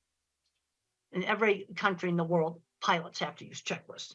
Now, I'm talking about giving the child time to respond. When I was 5 years old in school, we had a little assignment where we had to name the pictures that began with B as in beautiful. So I called the suitcase a bag, and the teacher marked it wrong. And she didn't give me time to explain that in our house, they weren't suitcases, they were bags. And that was very, very frustrating for me. In the next slide, we're going to be talking about some visual problems.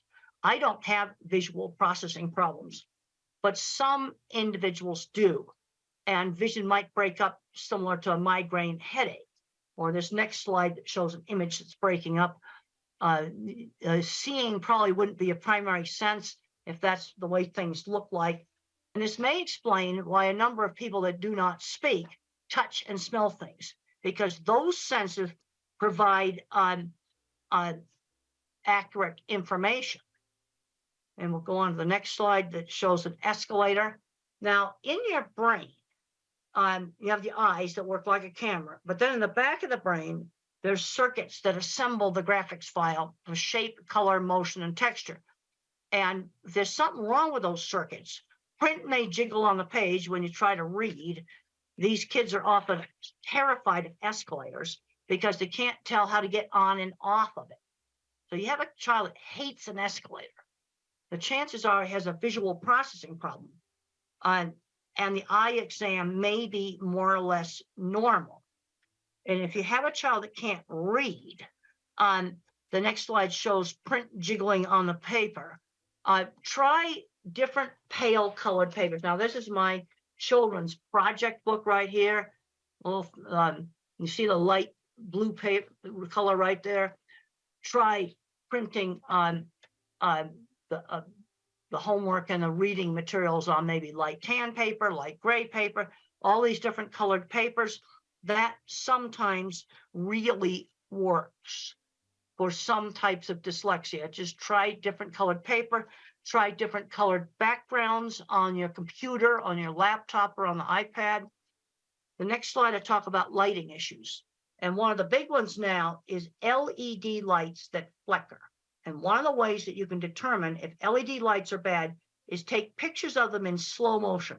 So you want to wave like this, because when you play it back, you want to make sure it's playing back in slow motion. And you're going to find some flat screen TVs that flicker. Now, tablets do not flicker. Most laptops do not flicker. But there's going to be some flat screen TV computer monitors that are bad. And this does not affect all people with autism. But I'm going to say about 10 or 20% may have a problem with seeing flicker of LED lights or on TVs and computer monitors. So what do you do if you have that problem? You go buy a lamp and you find an LED light that does not flicker and you put it next to the desk. And you can buy cheap ones that don't flicker. But this is something that's a real problem. And when I get asked about designing a school or a home for people with autism, I want to make sure we have LED lights that do not flicker. I just learned from a technical specialist that if a TV flickers, it has to do with the internet connection. But this kind of stuff needs to be fixed, and you can just test it with slow motion video. The next slide just talks about some more severe sensory issues. In noisy environments, I am not able to hear because of all the background noise. Cannot hear. And I also cannot follow very rapid chit-chat conversations where people get very social, chit-chatting back and forth very rapidly. I get bored with that. And there's questions coming up about masking. Some of that stuff's just too hard for me to do. But you can always do some business social. Shake hands with people. There are some individuals that need breaks, but sensory problems are real. Let's go on to the next slide. The next slide talks about this environmental enrichment program, where you use inexpensive, cheap things to stimulate two senses at the same time. You're always changing the things that you stimulate, and it's an adjunct or an add-on to other types of therapy. Now, the next slide shows some really wonderful books for that have been written by non-speaking autistics. Now, I really like How Can I Talk My Lips Don't Move by Tito. I had a chance to meet Tito, and he came into a library, and he was flapping and everything. And I wanted to see, I tested him with a really, really strange picture that he had never seen before, and it had an astronaut in a spacesuit riding a horse out in the desert. And I showed that to Tito, and he types really fast, Apollo 11 on a horse. Another good book's Carly Fleischman's, Arthur Fleischman's Carly's Voice. Then you got The Reason I Jump, the sequel to The Reason I Jump. I like the sequel. It's a better book. But I'll give you a little tip about the typing. Remember the problem with attention shift. Okay, like on this desktop, my keyboard's way down here. But when I type, that print appears way up here on the screen here, and the keyboard's down below where the video is. Now, many people with autism cannot make that attention shift. And that's the reason why you want to use a tablet, because the virtual keyboard, with using that virtual keyboard, the writing appears right next to the top of the keyboard.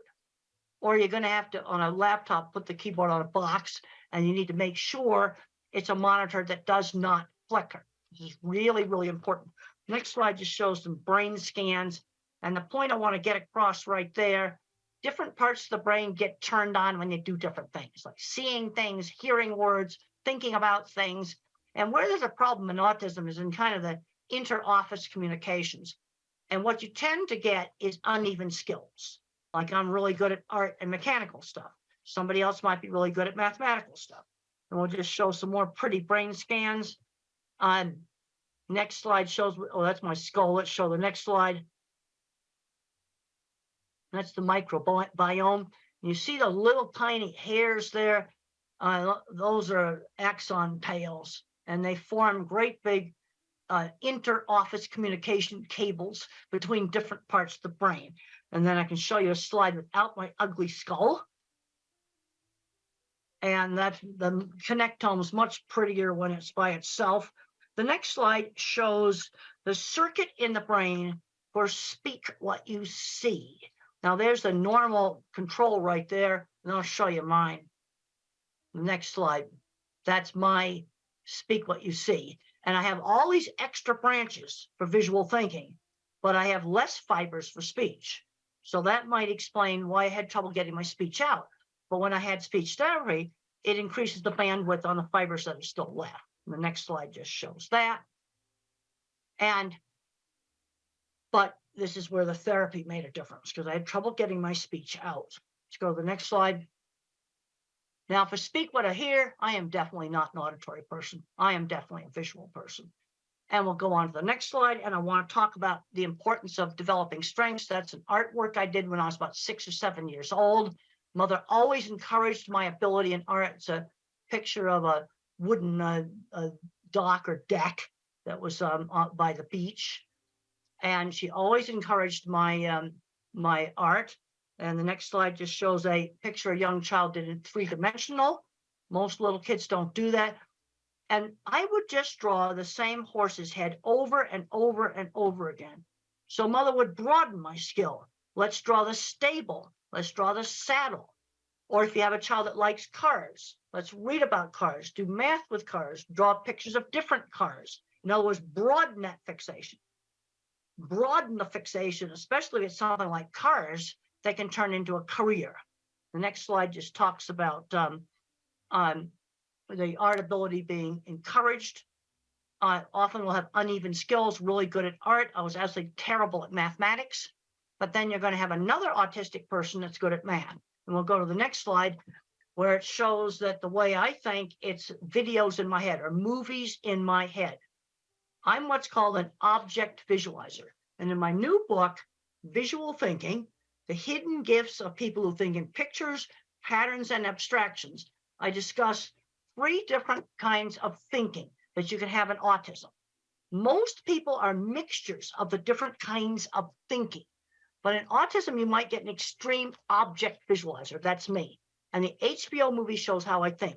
My kind of mind's good at art, mechanical things, photography, working with animals, absolutely terrible in mathematics. And then you have the next kind of mind is the visual, spatial, mathematical mind. And the mathematical mind thinks in patterns. And then you have people that think in words.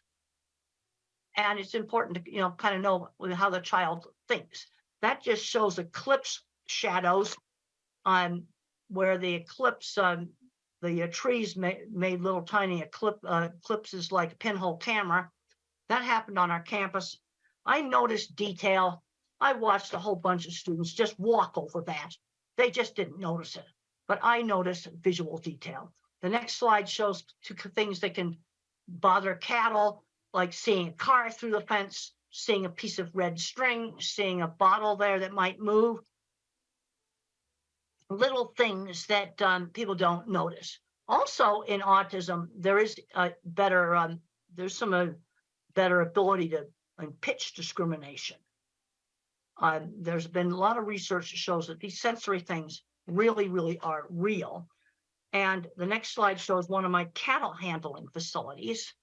And how did I sell my work? One of the things I did to sell my work was to show off pictures of things I had designed. And one thing I really liked in the HBO movie is that it showed my actual projects. It also shows how I think in pictures. It's very, very accurate on that. And I can say that the geek side of me really liked that.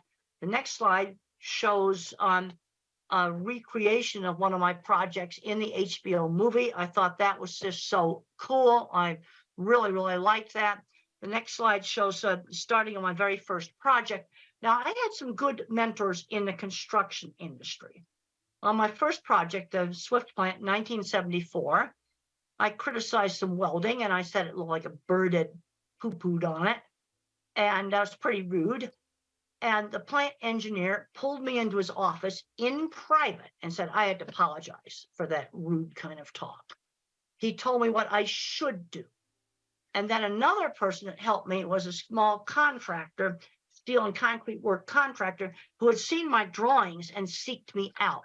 And for 10 years, we built projects together. And so those are on a construction site, some of my early projects. And some of the most fun stuff I ever did was working in construction. And I worked with a lot of people that were probably dyslexic, ADHD, or autistic. Some of these people owned big companies where they made mechanical equipment. They had lots of patents.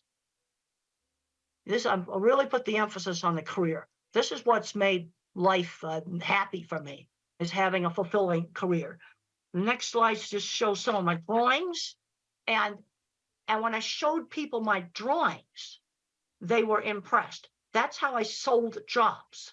Okay, let's work on what are we going to do about job interviews? Well, a job interview for me was lay the drawings on the table and show off the drawings. That's what I did. And they'd look at my drawings and go, well, in fact, actually today, now that everything's computerized drawings, I'm seeing some very bad drawings.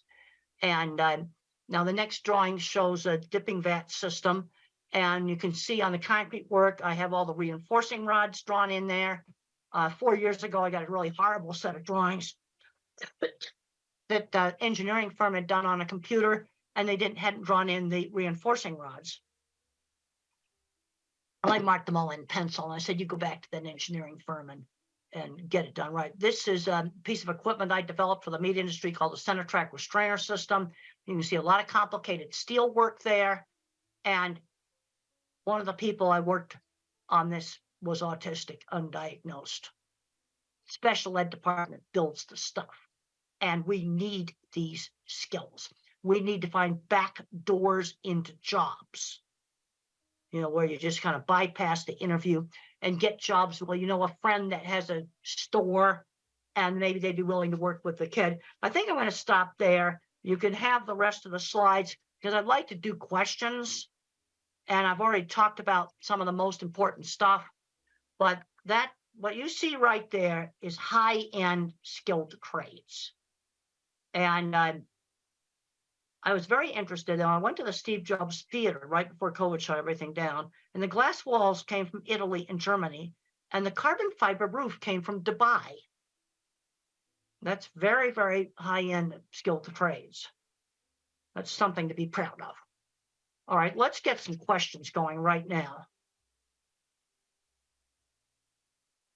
Hope I'm going to get some questions. Hello? Hello? Yes, let's get some questions. Yeah, just a second. Hi, my name is Sona. I have a son. He is nearly 8 years old.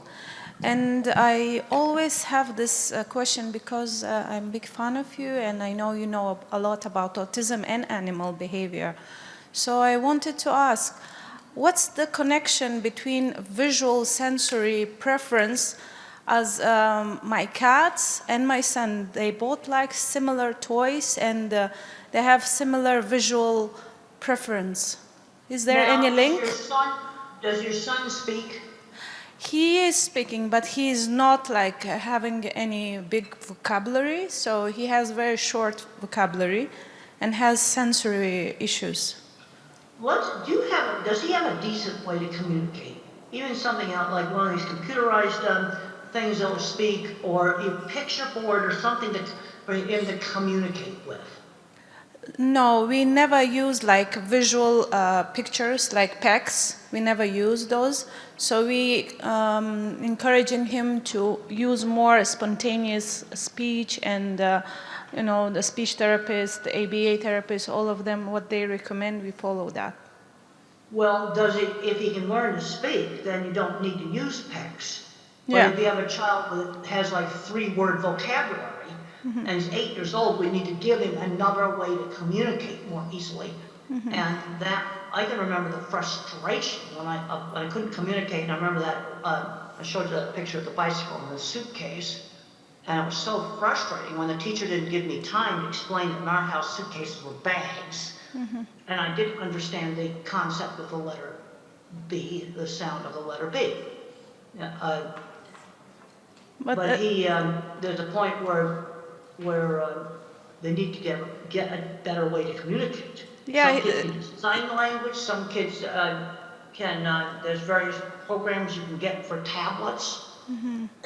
Yeah, the thing is he started talking just before he gets 6, so it's really delayed. So that's why... But is he starting to talk? Are you getting more and more language?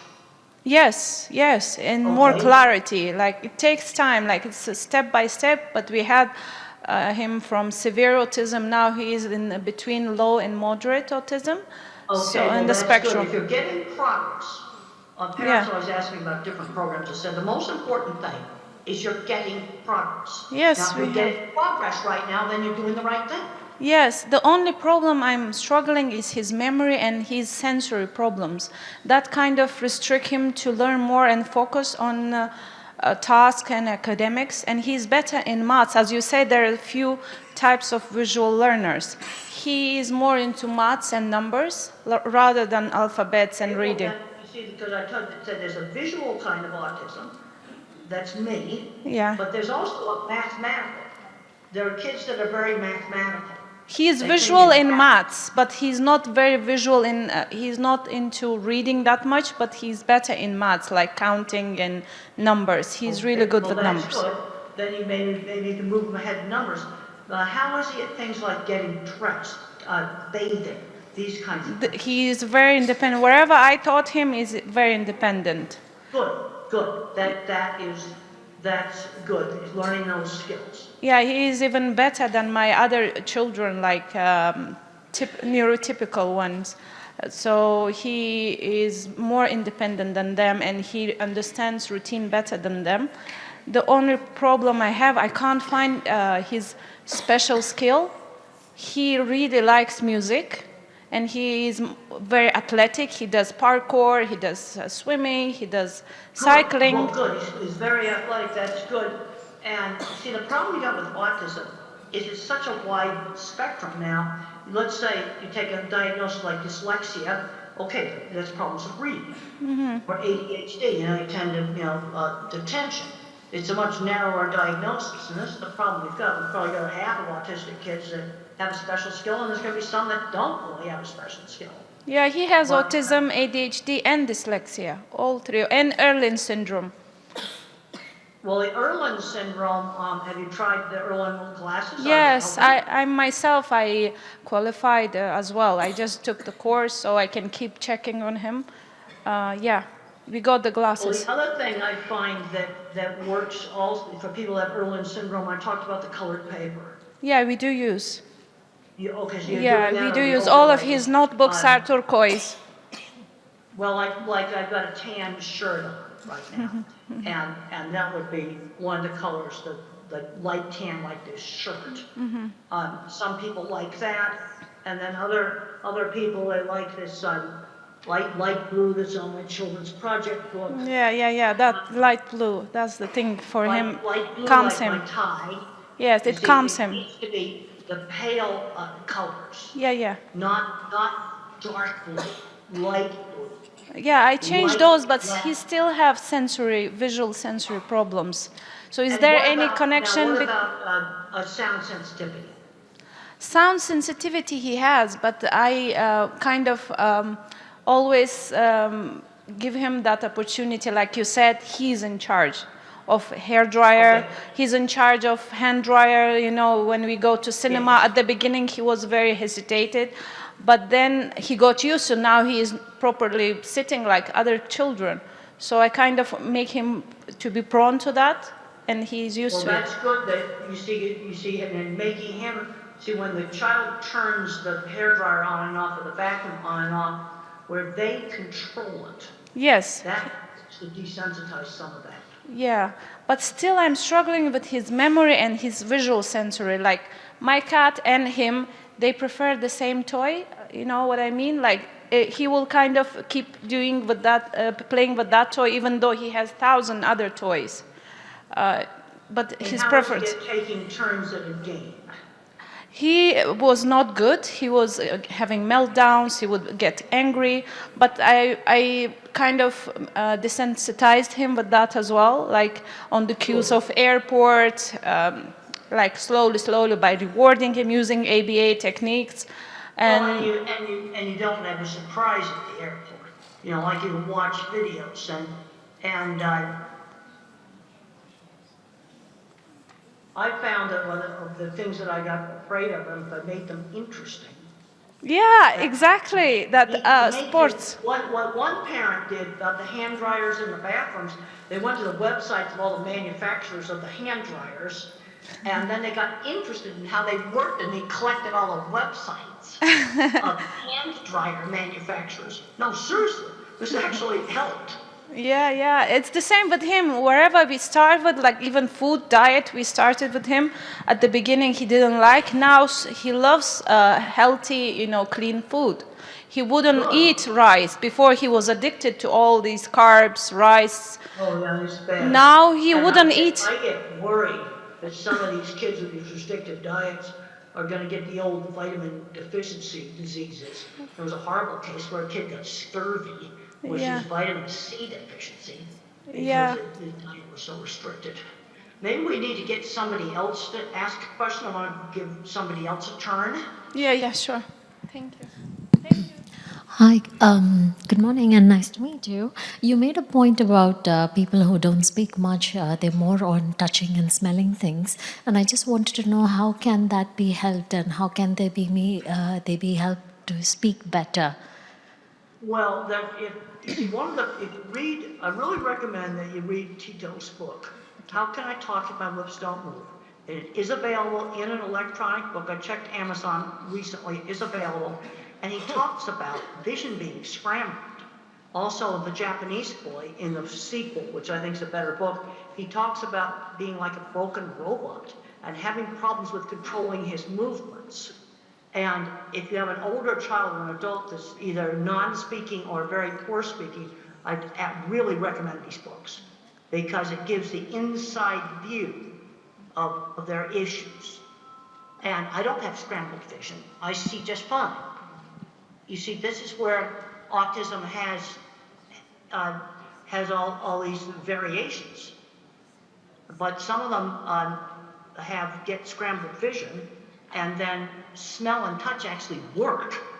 Those senses are giving accurate information, so then they tend to use them since they work.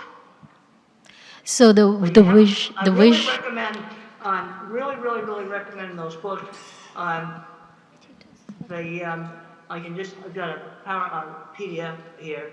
I'll just hold up that slide again of those books right there. If you have an older kid or an adult that doesn't speak, those books are going to give you so much insight. They type independently. Nobody's holding their wrist or their arm.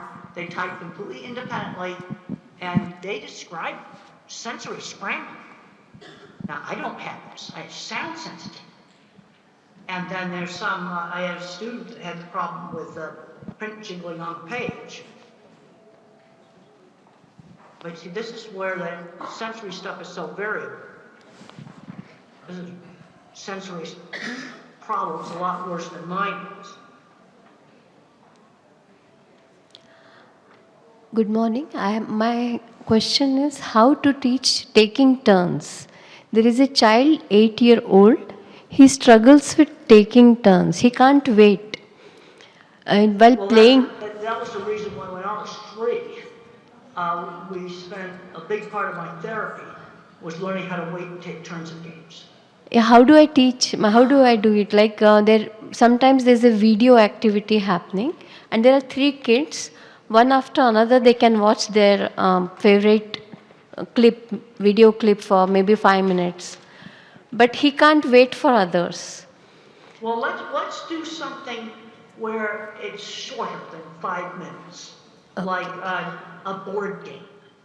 We played a lot of Parcheesi, which is a very simple board game where you shake little cups with dice in it, and you move little wooden pieces around on the board. And I remember grabbing that cup, and the mother said, "You've got to wait for your sister to take her turn." And something where it's not 5 minutes. Let's do some turn-taking thing where it's, 1 minute. Like you take a turn in Parcheesi takes 10 seconds. Okay, so I start with 10 seconds. The first activity should be very short. Well, but the thing is, my speech teacher that I had years ago, this would be like 1950. Okay. She just knew that teaching the kids how to wait and take turns was super important. My therapy had a lot of emphasis on that. All right. How to wait in line. Okay, you're at the supermarket and you've got to wait in line. You can't cut to the front of the line. That's also turn taking. The child is able to wait in queue, but only taking turns when there's a person who is talking to him. He finds it difficult. In queue, nobody is speaking to each other. They are facing the other way, so he finds it very easy to wait in queue. But But when he has to play with other children, or he has to watch a video and wait for that time, he feels that he's not given he's not having control on his activity. I don't know what is the exact feeling he has. Well, you might try different things. When we were kids, we did a lot of relay races where you'd take turns running and kicking a ball or something like that. Yeah. Try some different things that involve taking turns. Now, if you're watching videos, one thing I'd recommend is the phone be physically passed. All right. The phone has to be physically passed around. Thank you so much. The taking turns means the phone has to be given to the other person and passed around if you're doing something on a phone. All right. I think that's going to help on the taking turns. Thank you so much. Okay, well, maybe we can get another question. Hi, Doctor. Nice to meet you today. In the last 5 years, we're hearing somebody tell autism causes by TV. I want today listen in your opinion. Caused by what? I didn't hear you. TV. I don't know what that is. Television. TV. Autism is caused by television? Yeah, so somebody tell that. No, autism not caused by television. But if you let a child spend 10 hours a day watching television, that's bad. And it'll probably make the autism worse. You know, we need to be getting them out and doing things. No, but television does not cause autism. Thank you. Nice to meet you. I'm Eleonora. I want to ask you, what do you think about the connection between language and motor coordination? Is it important to improve motor coordination in autistic children, to improve also language? What do you think? Well, there's some really interesting things that's happening with horseback riding. And I've had parents tell me that their kid did their first words on a horse. Now, there's three things that happen on a horse. First of all, riding horses is really fun. Yeah. But the other thing is you have to balance and there's rhythm. You're doing balancing and rhythm at the same time. Now, occupational therapists and sensory integration might get you on a swing and do some of the same thing. But when you stimulate the vestibular system with balance and rhythm, that can be real helpful. Another simple thing that might work is you nail a board to the floor, and then you have the person walk, what we call walk the tightrope like this, along a board that's nailed to the floor. I mean, it's only like that far above the floor. But you do these activities that stimulate the cerebellum. Yeah. Things like swinging. There's a paper I worked on years ago with Lorna King, and the child, they had him on a swing and they were working on speech. And there's some good things with the motor and speech. And the thing that's not known is which kids respond to this. You see, this is the problem with any of these sensory things. You know, it works on one kid and another kid it doesn't work. Okay, I worked on my squeeze machine. Some kids respond to deep pressure, other kids don't. This is where the sensory problems are real variable. But some individuals, they do swinging, balancing, rhythmic activities. That can help on speech for some individuals.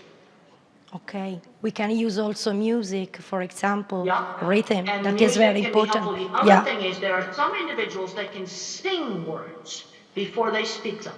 Yeah. Singing is on different brain circuits. So they could sing the words rather than speak them. And Sometimes that works. Thank you. Thank you.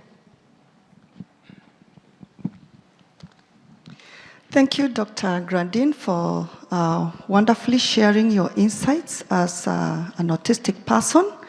One thing that has caught my eye is that your parents, your mother played a very key role in Absolutely. And then another book you might find helpful, I got a book called The Way I See It that's I got a lot of little short articles in it. It's available on Amazon. That might be helpful. Thank you. Yeah, I also have a lot of information on website, templegrandin.com. Just templegrandin.com. There's lots of free information on that. Thank you. So I'm a mother of triplet boys with autism. They are 11 years old, all different. They are all on a different spectrum. And one is still nonverbal. And all my sons are really not academically gifted. And there's one thing you have mentioned, that you're really fortunate and happy that you have a wonderful career. Now, I would like to request if you can share, one word or a direction to us parents. Often we find that we want to follow the typical growth, go to kindergarten, go to primary, go to high school, go to university, get a job, get married, all that. But our children, most of our children with autism don't really seem to fit there. What can you tell us? The thing, you you have uneven skills, I'm a big believer in getting children exposed to lots of different things. I did all kinds of things when I was a child: cooking, sewing, woodworking, art, music. I was taught musical instruments, and I was terrible at musical instruments, but good at art and mechanical things. And so you expose kids to lots of different things, then you can see what they are good at. But I know, like you look at this equipment here, I've worked with people where a single welding class led to building things like what's shown in that picture. And then another kid, it might be mathematics and programming. Some you have to expose them. And then you've got people with autism that are not going to be building equipment, they're not going to be doing mathematics and programming. Let's say you have a kid that's good with numbers. Well, then show him other mathematical stuff. Here's some really cool pattern stuff right here. I found in one of my science magazines with those patterns. They all have mathematics behind them. Isn't that cool? In a science magazine. Yeah. You know, there's some kids that are going to just, they may be gifted in that. You see, this is the problem. You're like really good at one thing, sometimes really bad at something else.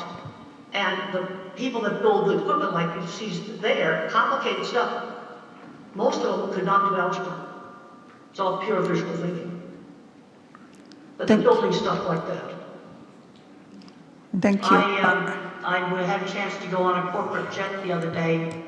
The guy that took one welding class, he builds entire beef plants, and he just has them memorized in his head. A single welding class. He's building entire beef plants. Unfortunately, Now, we're running. He's not autistic. He's not autistic. But I did work with several other people in metalworking that I'm pretty sure were autistic. We're out of time now, so we're just going to have one more question. I know that we would. One more question. Hello. Midnight or whatever, I'm going to go to bed. But I'm really glad that I was able to get up and talk to everybody. And give the videotape around to people. There's more slides in this deck. You can go ahead and give people the whole slide deck. It just wasn't time for tonight to show all the slides. Hello, Dr. Grandin. Thank you so much for the presentation. My question is, right now I'm working as a general practitioner, but when I was a teenager, I had a distant cousin who, at that time, he was 7 years old. He has symptoms of aggressive behavior and at times, but most of the times he's a very quiet kid. He won't interact much and everything, but the aggressive behavior is the key point, like it's almost disruptive. And later on we diagnosed he has autism. But how old was he when he was doing the destructive behavior? At 7 years old. And because of that, his whole family also have a history of mental illness, like other mental illness. It's stigmatizing, it's so traumatizing for all of them, especially the boy. So how to deal with autism children with aggressive behavior? I had aggressive behavior when I was 7. There was a penalty for it. There was no television for one night. For aggressive behavior. The other thing you have to look at, what is bringing it on? Is there a problem with frustration with communication or with sensory overload? Communication. We've got to make sure he doesn't have if the child is non-speaking, then you always have to make sure you do not have a hidden painful medical issue, like maybe an ear infection, urinary tract infection, acid reflux in their stomach, a toothache, something that's hurting that they cannot tell you about. I think he had meningitis. He had meningitis. I also problems with things like getting aggressive when I was a child was worse when I got tired. I had a pretty good sense of when she needed to just say I need to go to my room and just calm down. But when I was 7, I was fully verbal and there were consequences for aggressive behavior. No TV for one night. And then I threw a big tantrum. Mother would put me in my room and let me calm down for half an hour. And then she'd say, well, you know the rule. You join the family now. But there'll be no television tonight.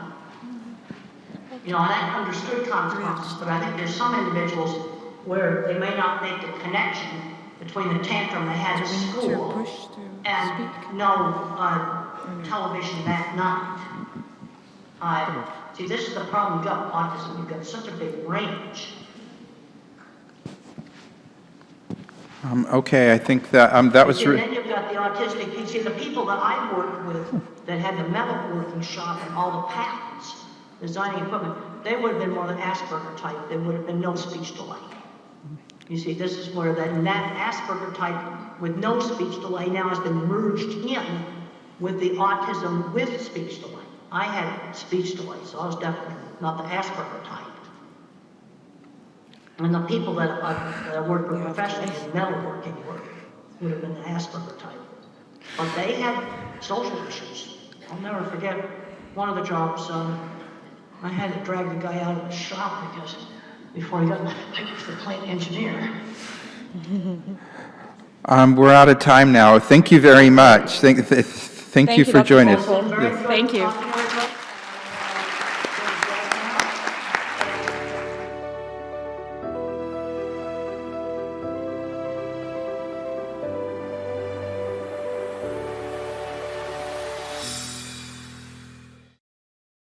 And it's my honor to introduce Dr. Alok Sharma. Dr. Alok Sharma is the professor and head of the Department of Neurosurgery at LTM Medical College and Hospital in Mumbai, India. He is also the director of Neurogen Brain and Spine Institute and KLS Institute of Anti-Aging, both in Navi, Mumbai. He is the president of the Stem Cell Society in India and vice president of the International Association of Neurorestoratology. He has published 172 scientific papers, authored 24 books, contributed chapters in 19 textbooks, and made over 200 scientific presentations. He is a world-renowned pioneer in the field of cellular therapy for neurological disorders, having treated more than 12,000 patients from 75 different countries. His landmark accomplishments include the publication of the world's first scientific paper on the role of cellular therapy in autism. He has revolutionized the management of neurodevelopmental disorders with his innovative combination of cellular and integrative therapies. For this, he has received several international and national awards, such as the Rose of Paracelsus Award from the EMA Oxford 2016, the European Award for Best Practices, Brussels 2018, the Bharat Gaurav Award, London 2019, the Newton Universal Legendary Award, Boston 2022, the Sino-Phil Asia International Peace Award, Manila 2023, etc. Let's welcome Dr. Alok Sharma.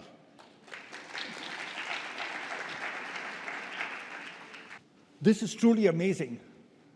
To be in Dubai, to be at this wonderful international conference for autism and neurodevelopmental disorders, but most important, to be able to give a talk immediately after Temple Grandin. What an honor. I had never thought in my life that, one day I'd be speaking after the legendary Temple Grandin. Temple, you're just so amazing. You're not you, your life, your thoughts, your work, your effort is not just an inspiration to people on the spectrum, to their families, but to all of us caretakers, researchers, and doctors in the field as well. So I'd like to begin by thanking Temple for the wonderful and amazing talk that she just gave. I'm going to speak on a new topic, that's regenerative medicine in autism spectrum disorders. When I give a talk, I like to begin with this picture. This is a painting, a huge painting, the size of this entire wall, which I found in a hospital in Howlin, Taiwan. And when I entered that hospital, I asked them, why is this picture here? They said, this is a picture of Lord Buddha going into the jungle to heal.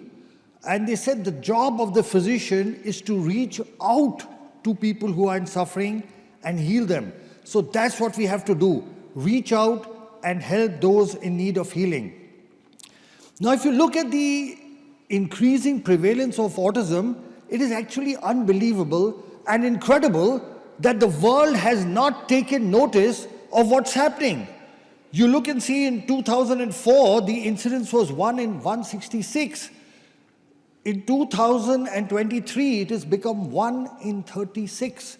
At this rate, in the next 2 decades, every third child will be on the autism spectrum. Okay, this is something we as medical professionals need to bring to the attention of society, of people, of governments, of administrators and rulers, that this is unprecedented and that the facilities to take care of these children do not match up to the increasing incidence. There are about 70 million kids on the planet. That's 1% of the world's population. It's like a huge percentage of people. So the current situation is that, you have a child who has some symptoms, the parents notice, you go to the doctor, therapist, get a diagnosis, and they say what you can do is therapy. You start the therapy and you're back to where you were. So what's new? What am I going to be talking in this talk that's different? First, the concept of neurodiversity. And this is what Temple spoke of, okay?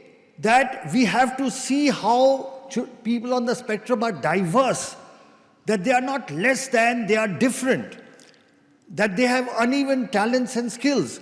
So the concept of neurodiversity, because now there are going to be so many people on the planet that you can't look at them in the way that we've been looking at them earlier. The other exciting thing, and I'm going to highlight that, is a better understanding of what's happening with the brain. And this is what has changed everything. Then the whole concept of neuronal regeneration, that it is possible to regenerate the brain that's not functioning as well. And the concept of multidisciplinary management, and of course the main base of my talk, which is cellular therapy. Now, what is new is that for the first time in medical history, we are now understanding which parts of the brain are functioning differently from neurotypical brains. And we have done scans, we've done a lot of research in this area, and you can see that list: the amygdala, the hippocampus, the parahippocampal gyrus, the cerebellum, the caudate nucleus, the mesial temporal lobes, thalamus, superior and middle temporal poles. So we've actually identified very clearly which parts of the brain are functioning less. We've also identified which parts of the brain are functioning more. Our focus so far has been on what these children can't do. What we also need to look at, which parts of their brain actually are functioning more than what neurotypical people do. And there are actually parts in the calcarine fissure, the Heschel's gyrus, cortical frontal areas that function more. They are hypermetabolic. So we need to understand this as well. And our work has been published in a landmark paper, among the first of it's in published literature in the World Journal of Nuclear Medicine, where we've clearly highlighted which parts of the brain work less and which are working more.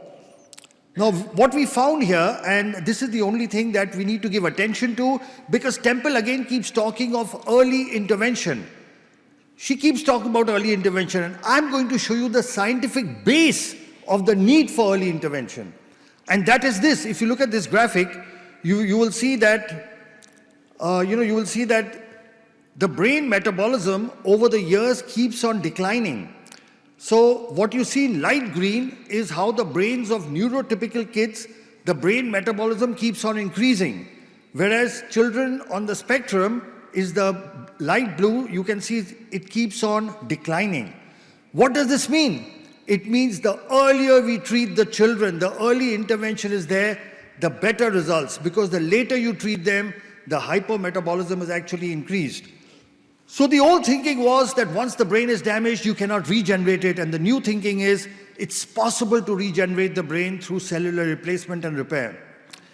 The other thing that has changed in autism is the concept of multidisciplinary management. So far what would happen is a person specializes in something and then that's all they would offer.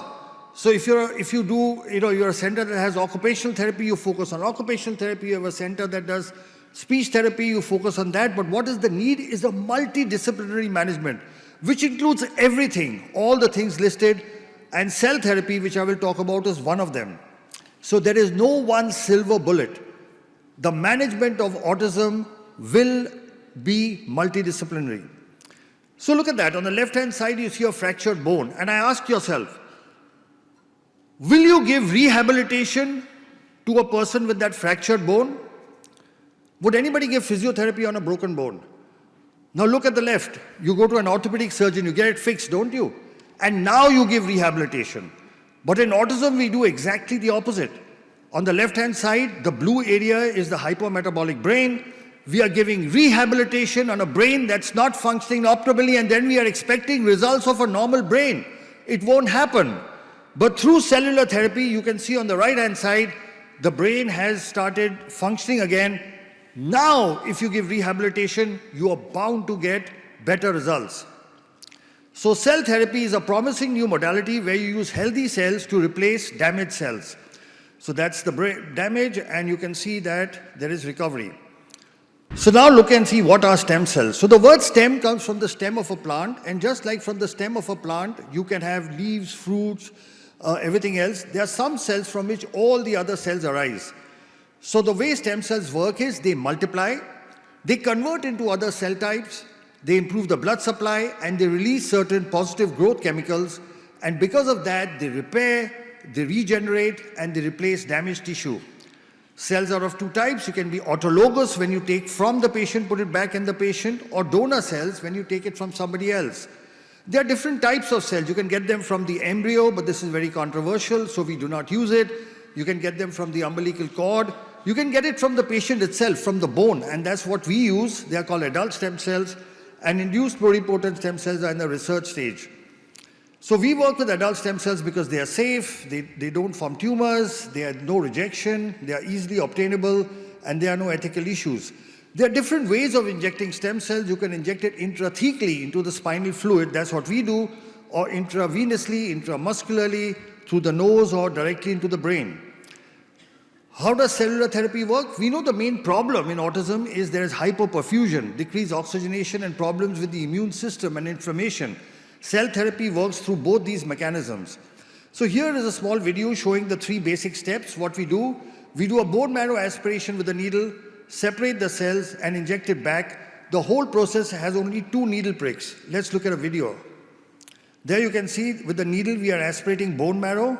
That takes 15-20 minutes. The bone marrow is put into machines. It separates the cells, and once the cells are ready, with a very thin needle we inject it back. Just 2 needle pricks. And we take cells from the child and put it back into the child. So let's review what the world literature says. So there are a total of 33 clinical studies, published papers, which show a 80% success rate, 33 worldwide papers.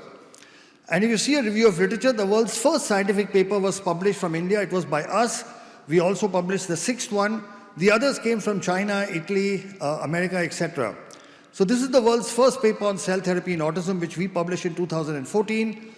This was our paper, and it showed 91% of the patients improved. The second paper came from China. Here again, they showed an 88% improvement. The third paper came from the United States by Dawson, again showing 90% improvement.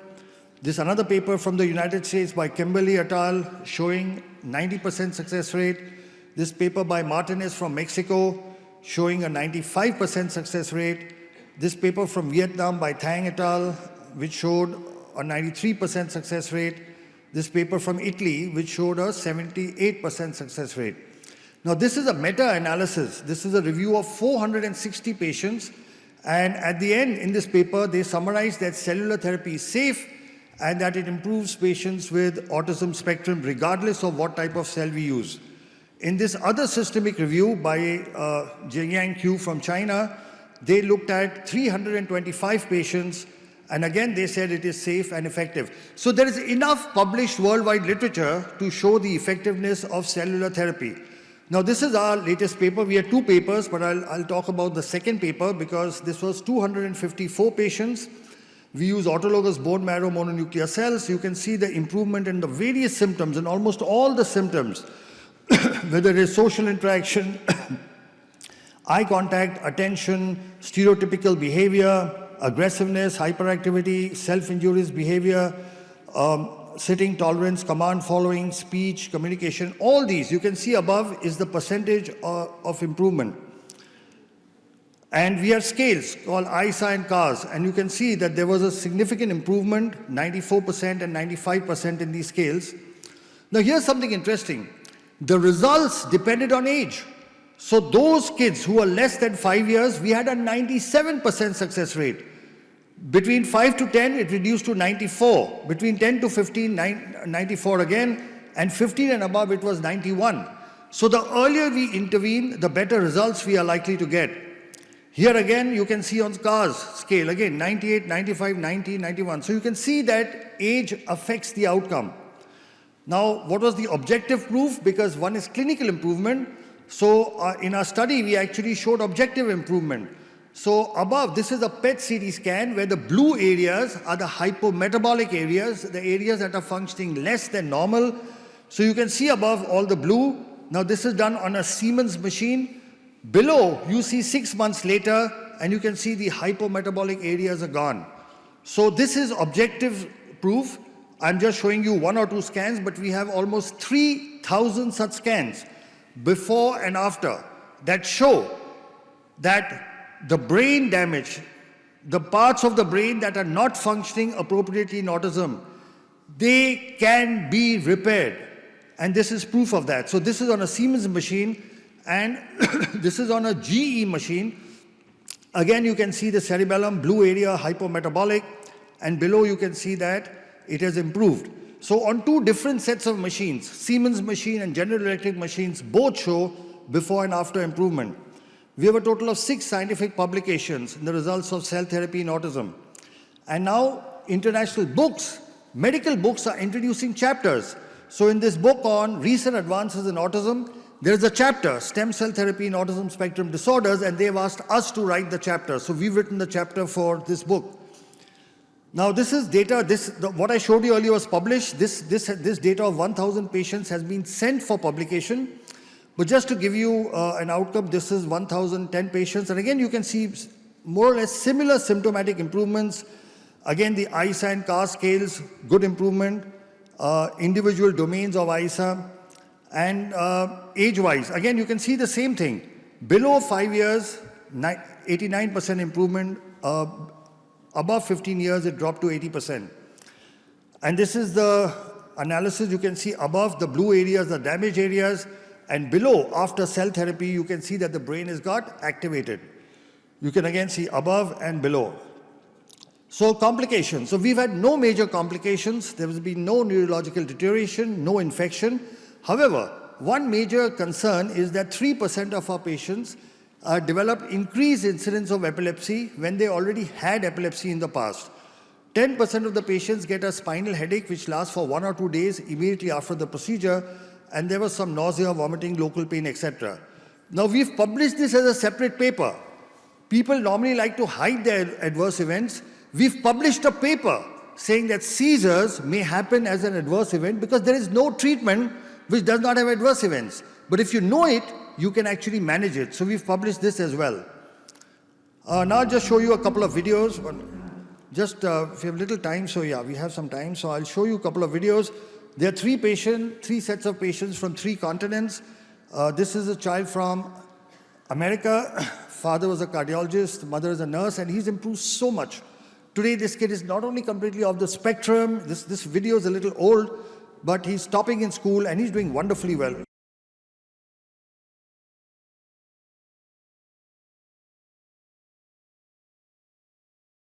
I couldn't get him to engage with me. I couldn't get him to give me eye contact. Over time, he started to lose a lot of vocabulary. Right around 18 months to the age of 2 years, he just slid backwards.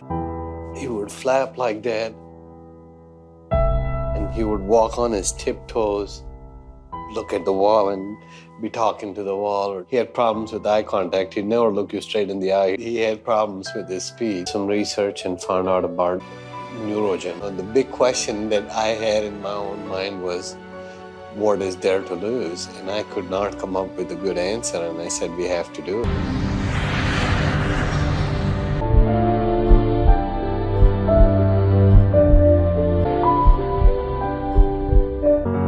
started seeing better eye contact, definitely a difference in his engagement with us, with his sibling, his mood. He was so much calmer. Now he's all about taking his own shower.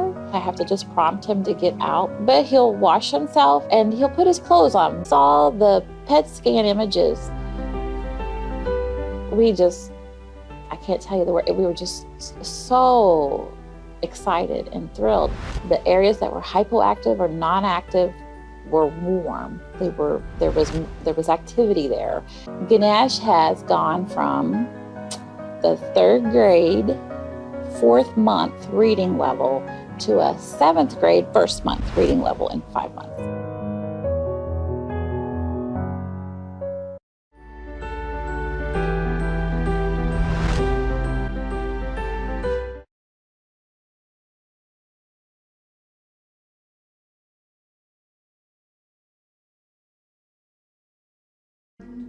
And now we have Mercy over here. We went to different doctors, we went to different hospitals, and when I brought it up, they were like, oh, no, don't worry, it's because they are boys, they are triplets, they were premature. I would be walking out and I'm like, bye, and no child is crying, no child is waving back bye. And by then, for sure, I knew that they should be doing that. The children had this behavior of disappearing. In fact, Eric disappeared 3 times in the middle of the night. The biting, the spitting, the scratching. How are we going to stop this behavior?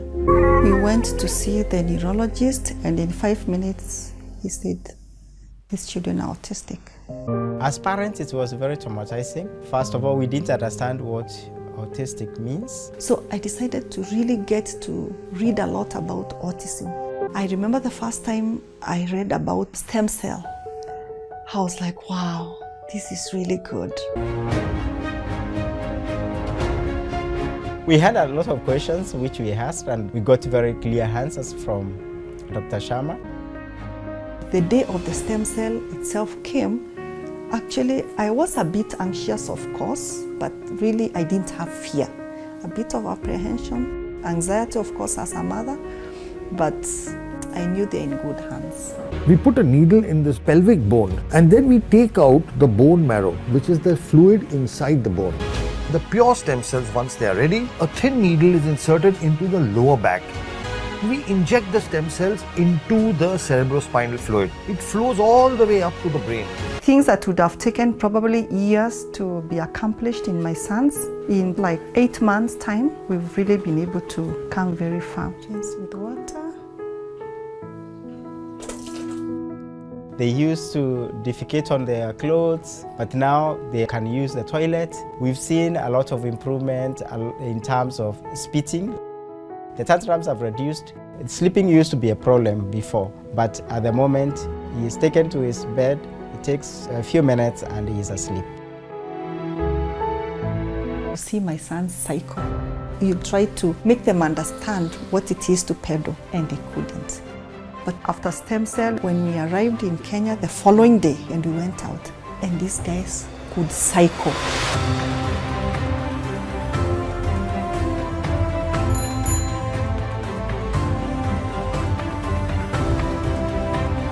I'm going to send you to buy tomato paste, okay? I'm going to send you to buy what? Tomato paste. In the shop. Where is the shop? It's here. Okay. So I'm going to give you... Money. For what? To buy tomato lollipop. I'm going to wear my shoes. That's right.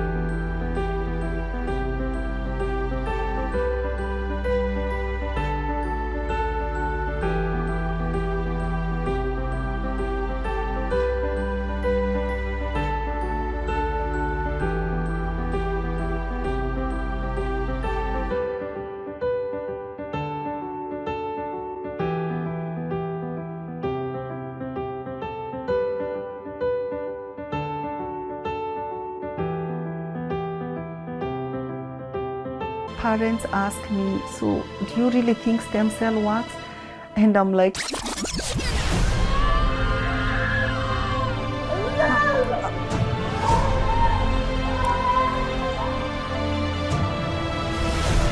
I can see changes, I can touch, I can feel, I can smell. Of course, for me, stem cell works.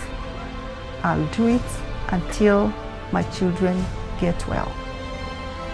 So that's two stories. And by the way, Ricky's right here. You're going to see him. He's right here.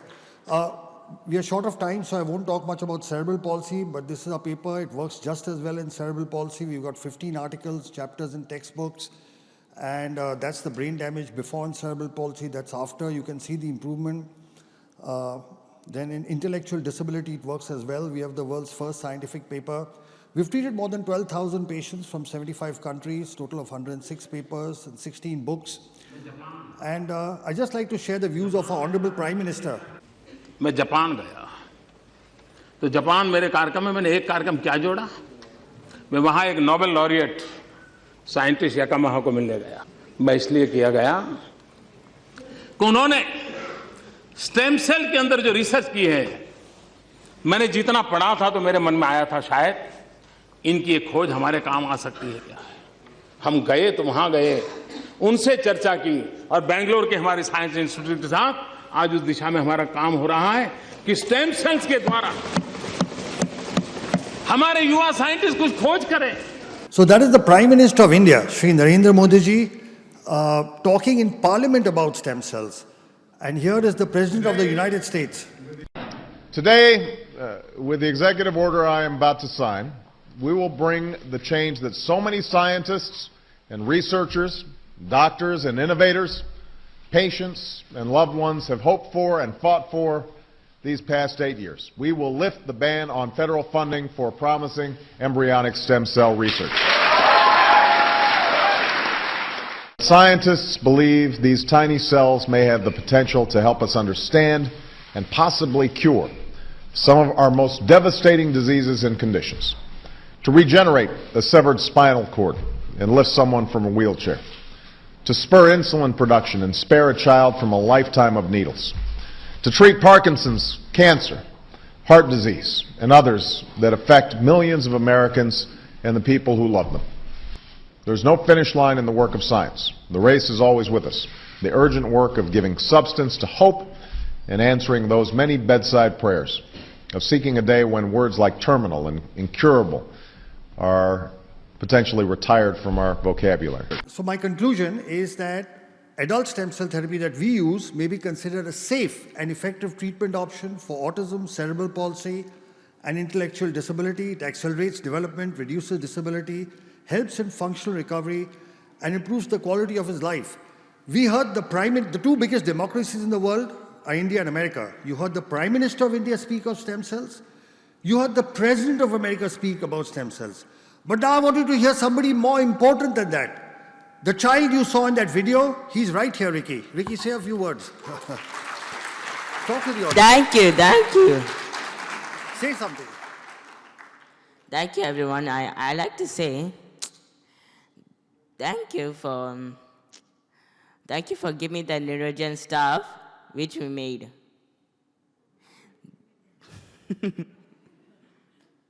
This child could not speak. This child could not go to school. Today he's standing in front of you and giving a speech. Let's give him a big hand. Thank you. Thank you, Ricky. Come. Thank you, everybody. Thank you, everybody.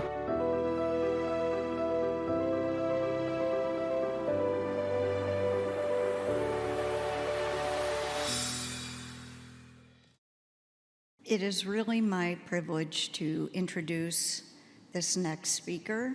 When Dolly told me that I was going to be introducing him, I said, "Are you sure you want me to introduce him?" Well, I'm here, so I guess she was sure. Dr. Kerry Magro is an award-winning autistic professional speaker, best-selling author, autism consultant to the HBO series Mrs. Fletcher that aired in the fall of 2019, and the latest seasons of Netflix's Emmy Award-winning series Love on the Spectrum. If you haven't seen that, you really need to watch it. It is very, very good. He started professional professionally speaking 12 years ago via the National Speakers Association after he fell in love with theater as a child to help with his social and communication skills. Today, he has spoken at over 1,200 events during the time, including 2 TED Talks and talks at Google presentations. In addition, Kerry is CEO and president of KFM Making a Difference, a nonprofit organization that hosts inclusion events and has provided 100 scholarships for students with autism for college and counting since 2011. In his spare time, which I'm not sure how he has, he hosts a Facebook page called Kerry's Autism Journey that now has 218,000 Facebook followers, where he does on-camera interviews highlighting people impacted by a diagnosis to break down barriers in our community. His videos have been produced and have been watched over 35 million times. Kerry's best-selling books, Defining Autism from the Heart and Autism and Falling in Love, I Will Light It Up Blue, and his latest, Autistics and Autism, have reached the Amazon bestseller list for special needs parenting.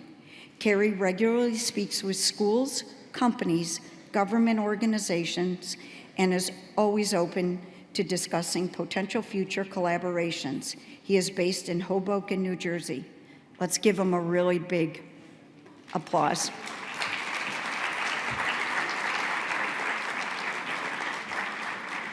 He's got a video that's supposed to be starting.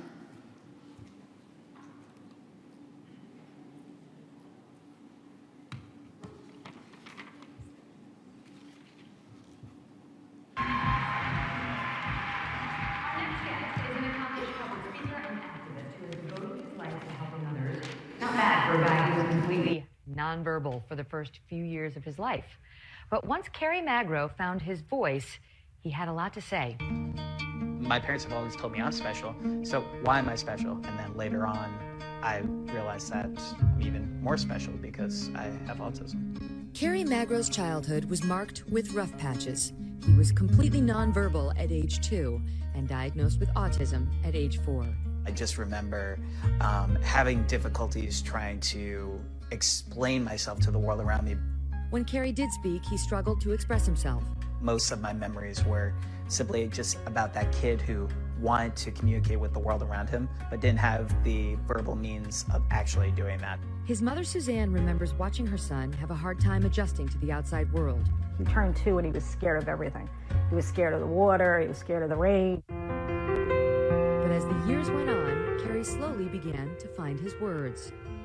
When you can't communicate with the people you love the most in this world about even some of your basic needs, it gets really, really tough. So, but luckily, once I started talking, I never stopped talking. Wow. This is a tough one today. Cindy Hsu introduces us to an autistic man who's spreading awareness and understanding throughout the world. And his latest way of educating people about autism is by making TikTok videos.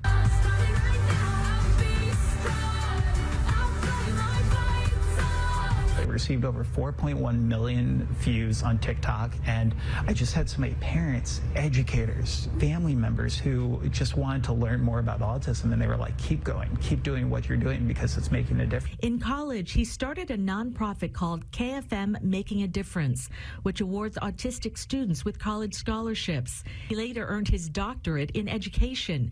He's now a professional speaker on autism and inclusion. We've gotten inquiries from people from Africa, Canada, the UK, and it's just shown me that we're not alone in this community. There are people impacted by autism across the globe. He's written 4 books. His latest one is called Autistics on Autism.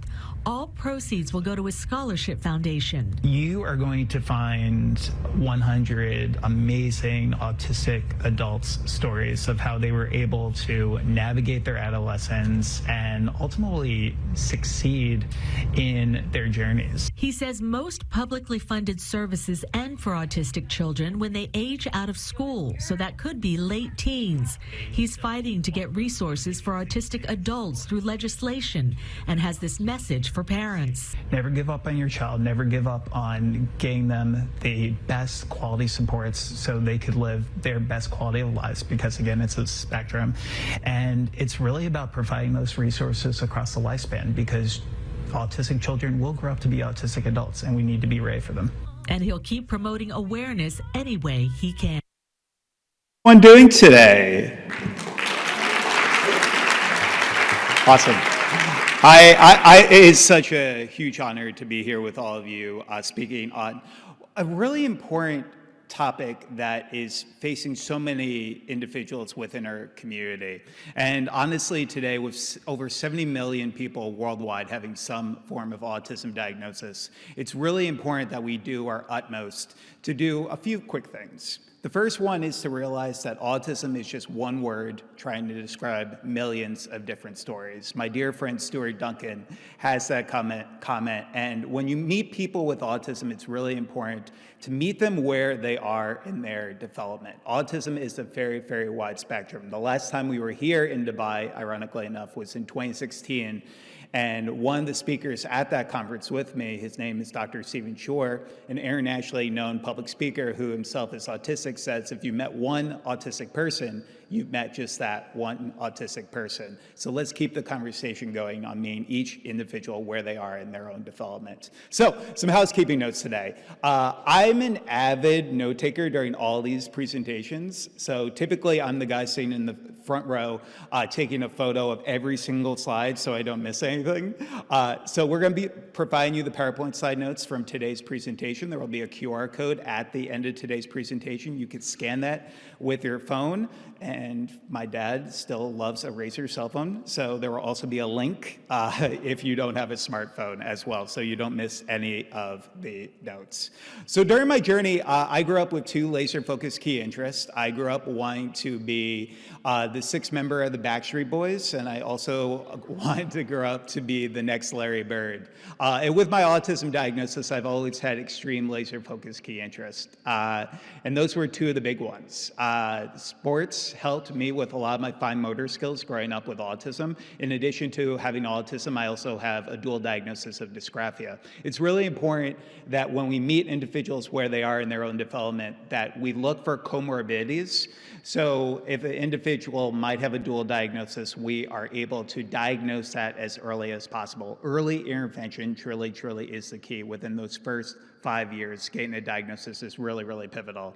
So I took my love of sports to get a degree in sport management at Seton Hall University, where I'm based in New Jersey. Before deciding to change career paths, I realized that those individuals with disabilities make up the largest minority in the United States, and often they are one of the most underserved because, simply put, some individuals in our community have strong support needs and might not be able to advocate for themselves. So it's really important that we do our utmost to try to help one of the most underserved communities in the world today. So I decided to change career paths. I received a master's in strategic communications so I could become one of the first professionally certified speakers who is openly autistic in the United States. It's given me the opportunity to travel the globe in the past 12 years and get the opportunity to speak with so many incredible groups like your own about this topic of autism, but then also diversity, equity, inclusion. One of our big focuses, especially in the past few years, has really been focused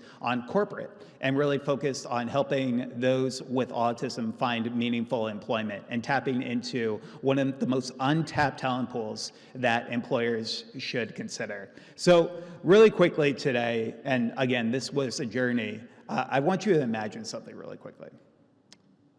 Imagine not being able to tell your loved ones that you love them. Not being able to speak in full sentences until you were 7 years old. Having sensory challenges to the point where you felt like an alien compared to other people.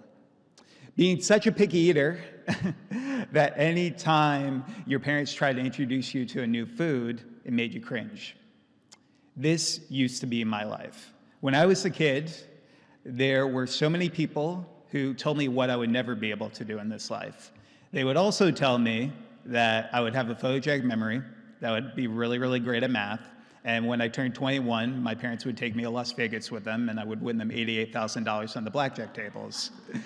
Prototypically, I was considered a Rain Man diagnosis. I was considered a savant, but I was also considered somebody who had a lot of limitations in his life. So what helped get me to where I am today speaking in front of all of you was over 15 years of occupational speech and physical therapy. There's no one-size-fits-all when it comes to our autism community. One of the first movies I ever got the opportunity to consult on was a movie from Warner Brothers called Joyful Noise, starring Queen Latifah and Dolly Parton, based on one of the characters in that film having autism. And Queen Latifah's character has a great quote in that movie where she says, "When things don't fit in a nice, pretty box, you build a bigger box." And that's what we have to do for individuals in their autism community. And my mom, love her to death, she's here with me today, had the opportunity to really create a bigger box for me, and that's why I'm here today. I love you, Mom. So, thank you. And now she's gonna be blushing for the next 30 minutes, so I am so sorry for that. But she found what worked for me. She found that occupational speech and physical were integral. Using my key interest of being the sixth member of the Backstreet Boys to find music and theater therapy as an integral way of helping me with my sensory processing challenges. Also including reward systems and token systems as a way of helping me build on my self-motivation, especially when I was initially diagnosed with autism when I was 4 years old. And then also positive reinforcement practices. Telling our kids what they are good at the beginning of each day can really help provide a positive mindset for them in their academics every single day, but also their lives as well. And then also self-advocacy. It's so important in our society that we teach our kids about their diagnoses at earlier ages, because I grew up knowing I was special, but not knowing what that meant. So for years in my life, it was just me going to specialized children's hospitals and finding services and seeing kids lining up blocks and lining up their toys. And I was always like, these individuals are special just like me, but why am I special? And it was so life-changing to learn about my diagnosis. So my background today, I would say about 80% of our annual referrals are in speaking with diversity, equity, inclusion groups, employee resource groups, about tapping into this untapped talent pool. Some of the things that you should know is that those with autism, on average, are more likely to stay at a job longer. They are more likely to take less time off from work. And when we talk about the majority of reasonable accommodations, I speak to so many companies, even globally, who say, well, Kerry, I'm not sure if I could actually hire somebody who's on the autism spectrum because I think it's going to affect the bottom line. And a lot of people don't know this. The majority of reasonable accommodations cost absolutely nothing. And when they do, it's typically just an onboarding fee of around $500 to $1,000. So let's start changing the conversation. I took my love of theater when I graduated from college to really just get involved with the entertainment industry. I got to meet a wonderful man named Todd Graff, who was directing this movie called Joyful Noise. And I told him about how theater had an impact on me growing up on the autism spectrum. And he was like, Kerry, would you like to be a consultant on this film? I didn't actually know this was a job that people could get paid for, and I thought I was getting punked at the time, and I thought it was just like a practical joke that my parents kind of like threw at me from like a family friend. But within just a few days, I was working on this Hollywood film with one of the characters having autism, and we've now got an opportunity to work on a wide range of films and TV shows today that focus on autism-related characters, because representation truly, truly matters within our community, and seeing more individuals with disabilities on the screen today. I took my love of trying to support the disability community to start a 501c3 nonprofit organization called KFM Making a Difference, where we provide not only peer mentoring for individuals with developmental disabilities from the ages of 16 to 24, but we also provide 130 scholarships for autistic students to pursue a post-secondary education in the past 9 years. And 100% of our 100 of our scholarship applicants actually wrote a chapter for our book, Autistics on Autism, where 100% of the proceeds from this book that came out last year go directly back to support our nonprofit organization. So along the way, one of my mentees, when I was just starting off my nonprofit, said to me, Kerry, how do I learn more about the autism community from people who are actually impacted by autism? And I didn't have any resources to share with him, really. So I thought to myself, why not write a book? I assumed it would sell 50 copies and be a good Christmas gift for my parents. When my first book, Defining Autism from the Heart, came out, focused on self-advocacy. But within 3 days, it became an Amazon bestseller for special need parenting. And it continued to give us a platform to discuss autism within our communities, writing books about autism in relationships, college for students with disabilities, in addition to how we look at this life after lockdown, after COVID-19, how we could support individuals with developmental disabilities. And one of the most fun things I get to do as part of my job is I get to meet local self-advocates, and I get the opportunity to nurture their self-advocacy. We got to meet this incredible family that I wanted to highlight with all of you today because it's a unique message that I hope more people in our community can really relate to. So we're going to play this video, and fingers crossed tech works. Yeah. You have two sisters, Rachel? Both sisters. Both sisters. JJ, what do you like to do for fun?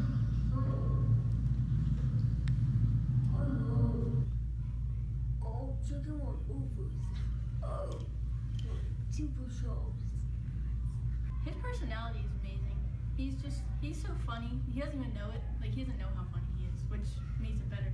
I love how JJ makes these movies, and he uses the stuffed animals, and he shows us to all of us, and I think it's really cool. What is one of your favorite things about your sister? Like that. JJ tried to outlive Katie. Yeah, okay, yeah. What do you like about me? Yeah, me. Yeah. What do you like? Television. Okay. I don't like how people treat autistic kids different because they're exactly like us. They have feelings too, and they act like autistic kids don't have feelings. How does it make you feel? It makes me really upset. Yeah. For siblings who might be watching this at home, what would you like them to know if they may have a brother or sister who's on the autism spectrum? Celebrate accomplishments, encourage them to do the best that they can. We have a good family. Yeah. Everyone's supportive. It's just circle love. So one of the key messages I hope I could leave you with today is that it takes a village. And you have to realize that regardless of where you are in this journey, whether you're an educator here today, a therapist, a parent, or a self-advocate, it's important to know that every single individual in your lives can hopefully become part of this village to make sure that we're providing reliable autism resources across the lifespan for our over 70 million individuals who are autistic today. So every single place I go to speak, I've had the opportunity to travel the globe and get the opportunity to share my story, but I realized that many individuals in our local communities didn't have an opportunity to share and lift their voices. So I started a video series as part of my Facebook page, Kerry's Autism Journey, where we now get to not only nurture self-advocacy in these young individuals, but also give them a platform to hopefully break down barriers and biases within our community. We've highlighted everyone from a 6-month-old with Down syndrome in the Bahamas all the way to an Army veteran with cerebral palsy who didn't tell his platoon that he had cerebral palsy so he could fight for our country. So it was truly, truly remarkable. The other big note I hope I could leave you with today is that girls with disabilities often fall through the cracks in our society. We see this so much with so many girls being able to bear masks, different characteristics such as stimming, such as known as self-stimulatory behavior. There are some individuals who fall through the cracks because of that. We're going to skip this video and maybe come back for it if we have a little bit of time. But what I will tell you about Rachel's story is that Rachel is a truly amazing individual who didn't get diagnosed until she was a little bit older. And it was because of, again, so much stigma in our communities is focused on boys with disabilities. Now, we're not only talking about autism, but we're talking about ADD, ADHD, and the neurodiverse lens that we talk about in our communities. In addition to that, when we talk about this topic of autism, we need more, not only government organizations, but we also need more travel destinations to go about certification. I've had the wonderful opportunity to collaborate with a group called IBCCES, who do certified autism centers around the country. We just spent yesterday at Aquaventure at Atlantis, and they are a certified autism center. We got to see sensory guides that they had for different rides, which told you how much sensory processing each ride specifically had. And it was just so amazing to see the structure there, especially to bring families of autistic children to our parks. It was truly an amazing thing to see. In addition to that, when we talk about this, it's also just great to reduce stigmas. One of the great things about certified autism centers is that they train up to 80% of their employees on autism and sensory awareness in the hopes of helping these individuals understand a little bit more about how to approach our community. So how I got involved in making the world more inclusive, my interest in certification started with wanting to host more sensory-friendly meetings in my home state of New Jersey. For the past 10 years, I've played an autism and sensory-friendly Santa Claus, where we had the opportunity to meet children with disabilities at their level to really, truly support them, especially from a sensory processing perspective. So I decided to join a board called IBCCS based in Jacksonville, Florida in 2019 to support this community. So during my work in public speaking, one of the most interesting experiences I had was when I was speaking at a Fortune 500 company, and we were speaking about diversity, equity, inclusion, and one of the individuals in there asked me if every single person who has autism grows up to be the good doctor. If anyone has seen The Good Doctor is a show on ABC focused on Dr. Sean Murphy, a savant who is on the autism spectrum. And that is why we need to make sure people realize that autism is not only in children, but there are going to be individuals in our workplaces that you meet in the future who are also going to have these diagnoses. And not every single person you meet will end up fitting in this lens of the Rain Man, good doctor stereotype. So that's the other big thing. We have to realize that autism has no look. Typically, the two most common things people say to me when they come up to me for the first time is they say, Kerry, you have autism, but you don't look like you have autism. And then also, Kerry, you have autism, but you look so normal. Disability has no look. And it's important that we not only discuss this, because it's also important about promoting kindness. When we talk about our society, there are going to be people that you meet who you're only going to see the challenges that may face on the surface. You're not going to know what's going on in day-to-day lives. So one of my biggest challenges, though, was sensory related. I grew up having a hypersensitivity when it came to loud noises. I would wear earbuds in my ears. I would wear sunglasses in many of my classrooms due to fluorescent lights. So luckily, though, I had not only a great occupational therapy team, but I also had an in-house occupational therapist who truly, truly helped me. And this is a global movement that we're seeing. There are more groups that want to go about certifications because they realize that it's not only the right thing to do, but it also demonstrates high ROI, because at the end of the day, more individuals are likely to buy products from groups that patronize with the disability community and support those with disabilities. We were so excited to see that Mesa, Arizona became one of the first autism certified cities in the globe. And they've done a remarkable work, not only to provide certified autism centers for first responder groups, but also their businesses and travel destinations as well. And in addition to that, Dubai recently announced it plans to become the first certified autism destination in the Eastern Hemisphere. Give your guys yourselves a round of applause. That's really, truly, truly remarkable.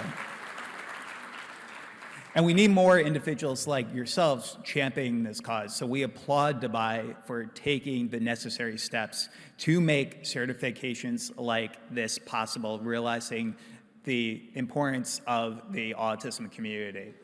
One of my favorite experiences I've ever had was at a certified autism center.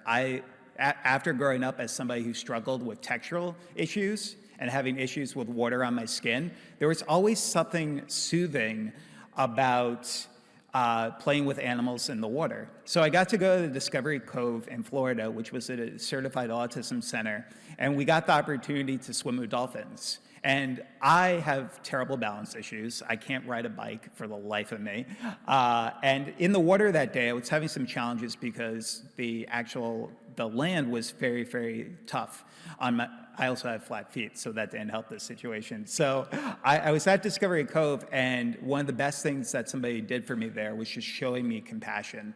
They not only showed me compassion in being able to just hold my hand while I was going in the water to swim with the dolphins, but they asked questions when they were unsure about something. I think some of the easiest things that could help our autism community are some of the things that just make the most common sense in the world. Continue to ask questions when you're uncertain about something, and then also presuming competence. They presumed competence for me every single minute that I was there at that park. And that's truly why I love the idea of certifications in our local community. In addition to that, other things to consider, autism and the majority of disabilities are lifelong. While early intervention is the key, those first 5 years are pivotal, we need to realize that people don't cure themselves of having autism. We spoke in Egypt a few years ago when we were laying the pyramids of Giza blue, and I was just talking to somebody about this earlier, and one of the parents asked me if exorcisms could cure autism, and I was like, oh wow, that's an interesting perspective I haven't heard from before. It just goes to show that the education truly needs to be there in more of our local communities, because if you don't have that personal connection, and just by a show of hands really quickly today, how many of you know of somebody who's on the autism spectrum? And if you feel comfortable, how many of you have a sibling or a family member who's on the autism spectrum? Okay. And if you feel comfortable enough, how many self-advocates are here today? Yeah, we have quite a few. It takes a village, and using your voice can truly make such an important change within our community. Another key message I hope I can leave you with today, if it isn't written down, it didn't not happen. Documentation is so important, especially when we look in 2023. Hearsay is something we really can't get behind anymore. We need to make sure that we're not only documenting in our workplaces, but also for our kids.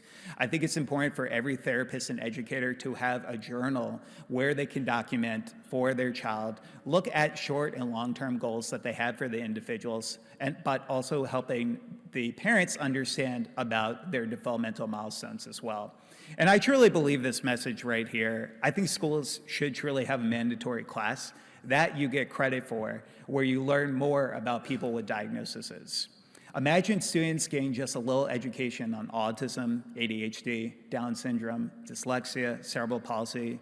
It could make a huge impact on understanding and acceptance. I truly believe that in that message. And that's why many individuals in our local communities are pivoting our conversations. April is also known to many of us as Autism Awareness Month, but many individuals in our community are pivoting it to Autism Awareness and Acceptance Month, realizing that it's not enough to just be aware about autism, but how can we be inclusive? So these are some great ways that we can be inclusive in our education setting today.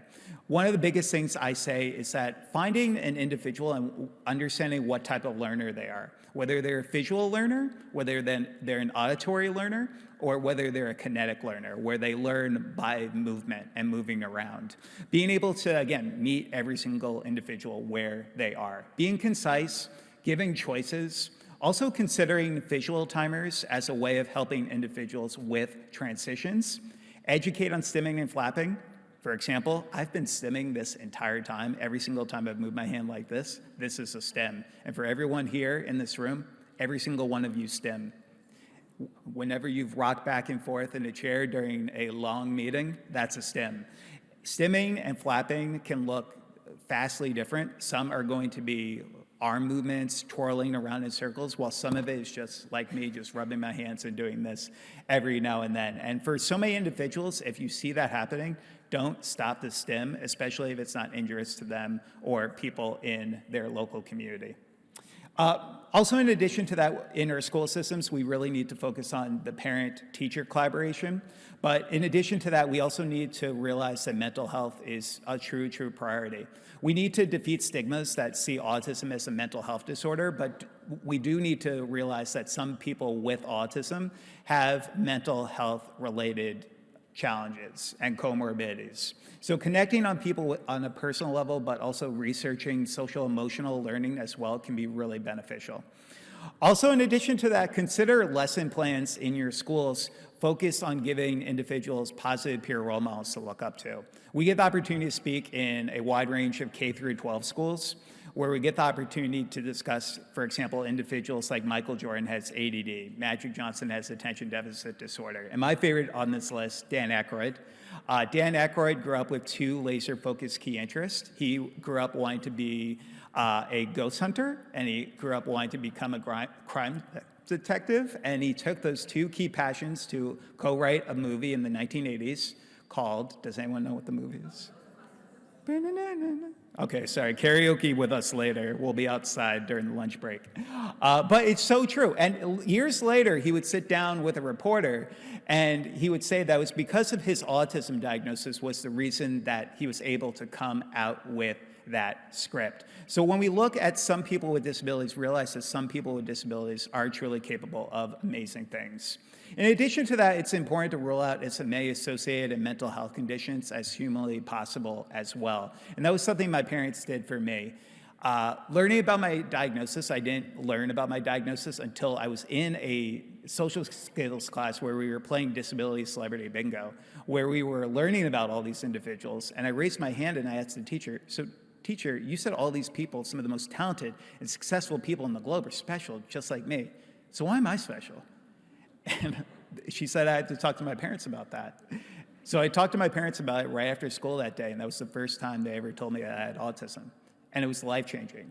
For so many years of not knowing why I was special, everything came full circle for the first time. And I started understanding why I was stimming, why I was wearing sunglasses in many of my classrooms, and everything just came to perfect sense for me. So it's important when we talk about this to have earlier conversations so when our children are in school, they can understand a little bit more about the accommodations that they may receive. Also consider having a dialogue with parents that you may know about the importance of a child's diagnosis as well. So in addition to that, what helped me is we need to emphasize that the key is communication, not speech.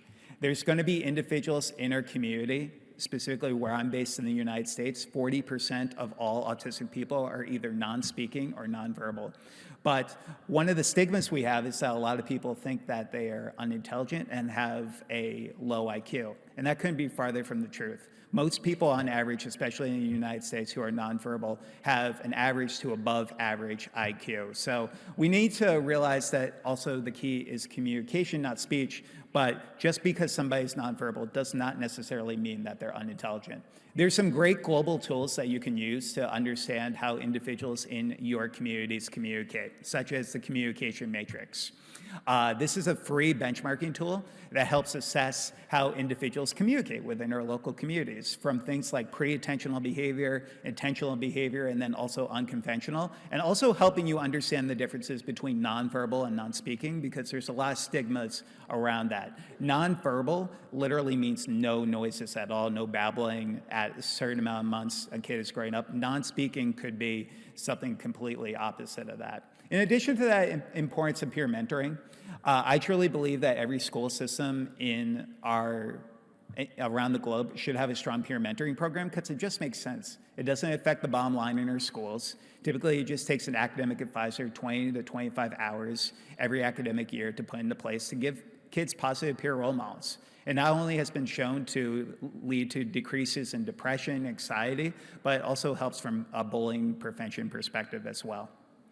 And then social connections can lead to academic success. We need to educate our schools about the importance of providing more elective opportunities, but also more unified classrooms as well, helping individuals with and without disabilities be able to interact, not only to become more inclusive overall, but to help them have those social connections, because a little awareness can truly go a long way.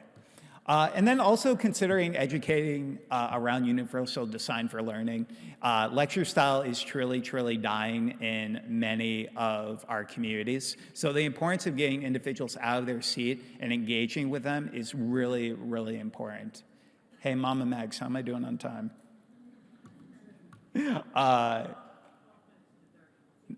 Nice. See, I put her to work. Guys. Encouraging parent involvement can also be, and she'll be blushing for the next 12 minutes too. It's amazing. I love you, Mom. I love you. Encouraging parent involvement is really key as well. I did my dissertation. I got my doctorate in education at New Jersey State University, so I could become an adjunct professor while I continue my full-time job public speaking.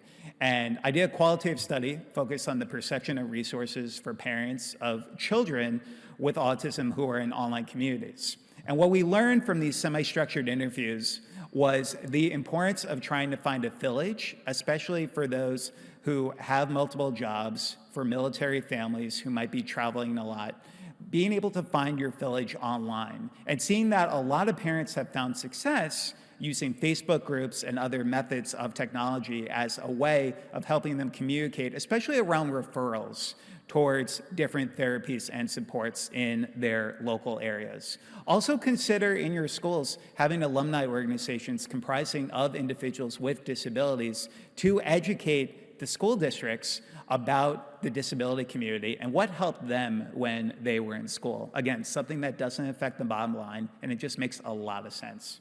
In addition to that, creating home safety zones, one of the things that we've loved about the certified autism centers we've seen here in Dubai is that each one of them has a quiet zone or a quiet space. And that just helps so many of us, regardless if somebody has autism and has social and communication challenges or sensory-related challenges. All of us could use a quiet space every now and then. I know I could. And then also considering how we look at visuals, especially for non-speaking individuals, I definitely recommend, especially in local parks that you know, considering advocating with your local governments to look at instituting communication boards as a way of helping individuals who are non-speaking communicate with those who are verbal. PECS boards, also known as Picture Exchange Communication Systems, are something that has truly been very helpful for many individuals within our autism community. In addition to that, we need more inclusive events in our classrooms. And I wanted to share a quick video with all of you so you could get a little sense of one of the things that we're doing to try to be more inclusive for the world.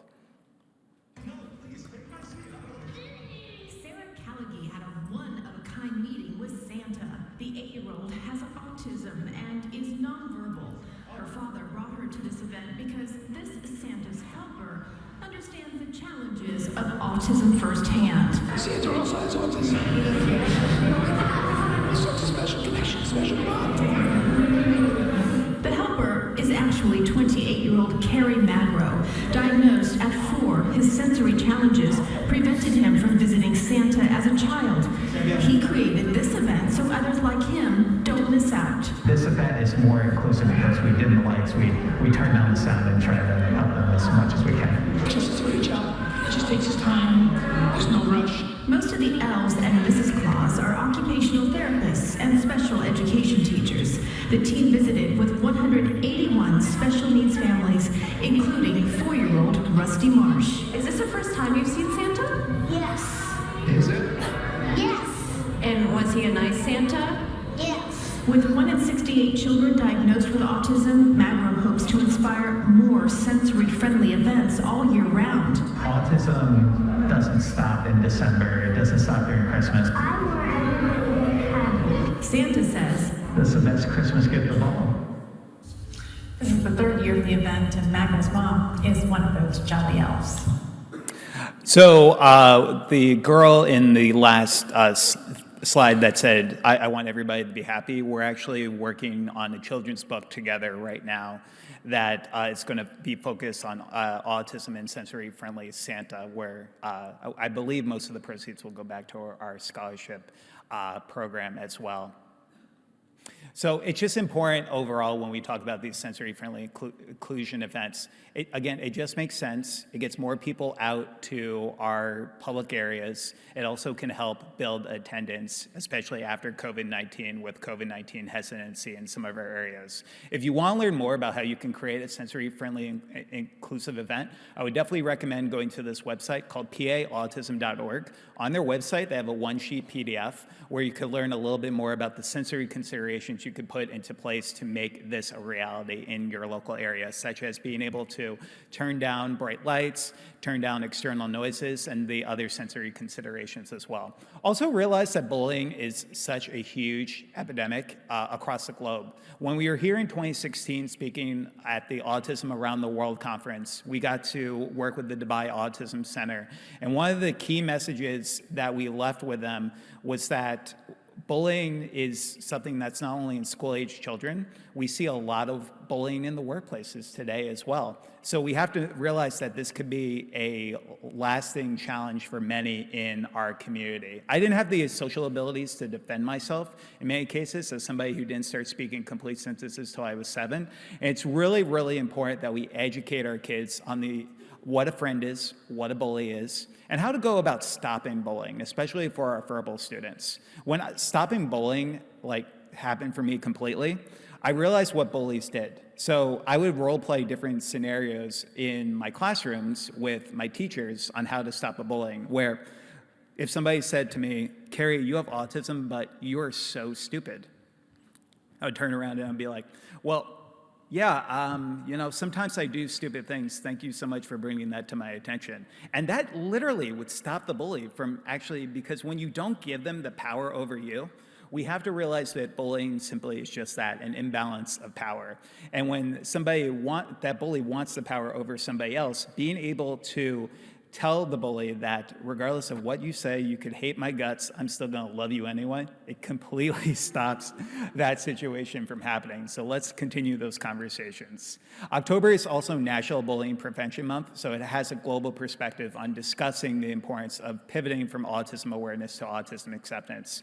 There's also going to be individuals in your community who would prefer to be called an autistic individual versus a person with autism. That's really, really important to understand. There's some individuals, especially in our autism and deaf communities, who find validation in their diagnoses. So in addition to that, when you look at things like low functioning and high functioning, it's really, really important to understand that I could speak in front of a room of 300 people like today and be considered quote unquote high functioning. But people don't see the struggles that I'm probably gonna have to deal with tomorrow, recharging my batteries because of being able to speak, hearing the speakers and the loud noises going on. And during that time, I would not be considered quote unquote high functioning. So when you think about this, consider support needs, those who might have high support needs versus low support needs. And like so many of our speakers have already mentioned, just calling the individual by their name and explaining a little bit more about their strengths and associated challenges. So finally, the 10 things that really helped me get to where I am today speaking in front of all of you. The first thing is that we need to make sure that we're providing positive peer role models, that we're focused on the transition period as well. Our autistic kids will become autistic adults, and we need to be ready for them. I've given 2 TED Talks that are available to check out on YouTube, focused on adult autism, where we discuss this in more detail. Role-playing, it just helps everyone. It helps build a structure, not only in terms of mock interviews, dating scenarios, but also helping build on social skills as well. Servant leadership, I had so much mind blindness growing up, and I thought it was my way or the highway most of the time, and I didn't understand the perspectives of others. And getting involved in community service helped open my eyes to some of the hardships that individuals face in their communities. I think that our students should have just 10 hours of community service every academic year to understand more about the perspectives of others in their community. Learning from other self-advocates, you obviously got to hear from Dr. Temple Grandin. She is phenomenal this morning. But continuing to promote self-advocates to give individuals an opportunity to look up to somebody. Peer mentoring, it just makes sense. Every school should have them. Before COVID-19, we were giving staff development for 350 educators in Las Vegas. And we asked them, how many of you have a strong peer mentoring program in your school? And only 3 out of the 350 raised their hands. And I was stunned.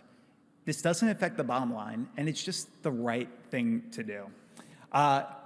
Like Queen Latifah's character says, create a bigger box. So when it comes to therapy, you have to meet each individual where they are. But I've seen positive benefits of cognitive behavioral therapy as a way of helping individuals go towards positive thoughts who might have negative thoughts and challenging behaviors. Self-reflection, I think, again, documentation is key for all the educators in the room. But in addition to that, it just helps build on self-awareness for individuals, especially those who are just learning about their diagnosis. Physical activity, as we learn more about the brain, we're also realizing that just 30 minutes of walking a day has benefits on short-term and long-term retention while also helping with positive endorphins. Also, finding support networks. ICAN is a tremendous, tremendous resource. I hope all of you go to their website after this presentation today and really gain the resources, get their ebook, because they're truly making a difference. And then also writing a blog, because your voice has true power within our community, and it's upon all of us. If I could leave you with any final message, is I hope you can be brave. I grew up being the kid who never wanted to tell anybody about my autism diagnosis because I was worried how everybody would feel when they heard that I had autism for the first time. And now today I go into the companies and they say to me, Kerry, I want to do professional development on autism, and I want to have you speak in my conferences, but I'm not brave enough to kind of talk about autism because it's such a sensitive topic. And with the numbers continuing to increase, not only where I'm from in the US, where it's 1 in 36, but globally, I want every single one of you in this room to be brave, because it's about our community and it's about supporting these individuals across the lifespan. So I like to say that autism can't define me, and I define autism. And I can only hope that regardless of any single journey that any of you have in this life, that you can go out there and you can define your lives and your journeys in the way that you best see it every single day. And if you need any help getting started in these conversations, please stay in touch. Thank you all so much for having me here today.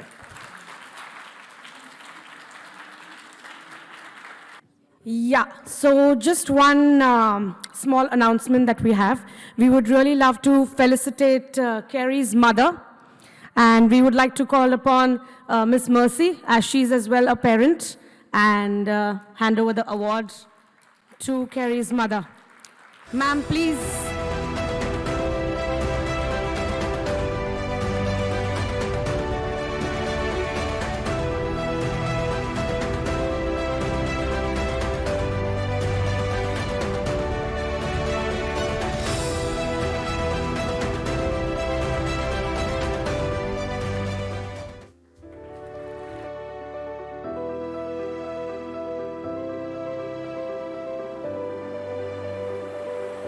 Now, it's a true honor to call Dr. Nadia Al-Saig on stage. She's our chief guest.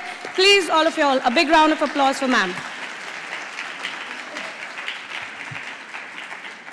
She's the founder and director general of Senses Residential and Daycare for Special Needs.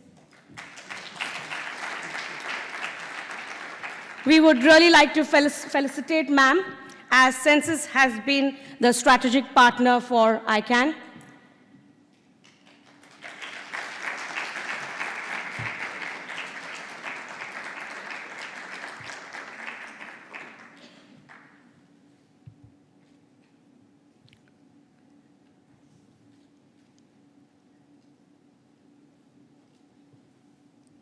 Next, we would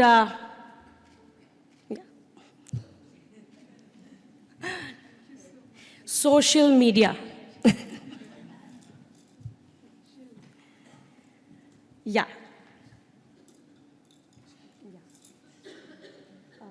We'll just do a bit of that. Next, we would like to felicitate MENA organization as well, as they as well are the strategic partners for ICAN. A big round of applause.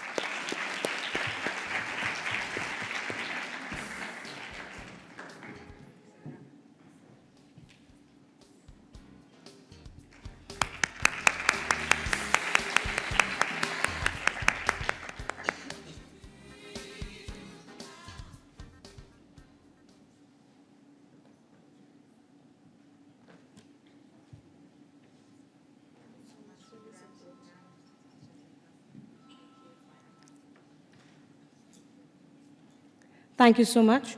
And now we would like to felicitate Farhan Shahid, who is from Census and has been helping us with the entire organization of ICAN.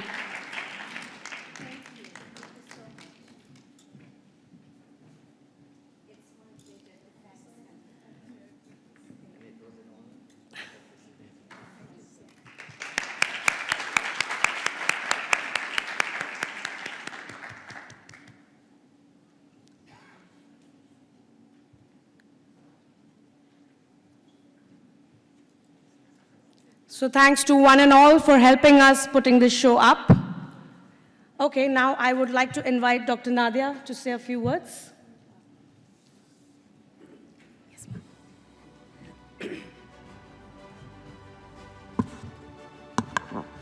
بسم الله الرحمن الرحيم والصلاة والسلام على خير الأنام محمد المصطفى وعلى آله وصحبه أجمعين. Good morning everyone, and I would like to welcome the International Conference for Autism and Neurodevelopmental Disorder, ICAN Dubai 2023. It's a great honor to be a part of this event, and hope we come down with this conference with the best practice to the region and share knowledge to the latest trends on autism and neurodevelopmental disorder. And really, I would like to take the opportunity to thank you all, thank the speakers and the partners of this conference, and especially the audience for your participation. Thank you so much. Thank you.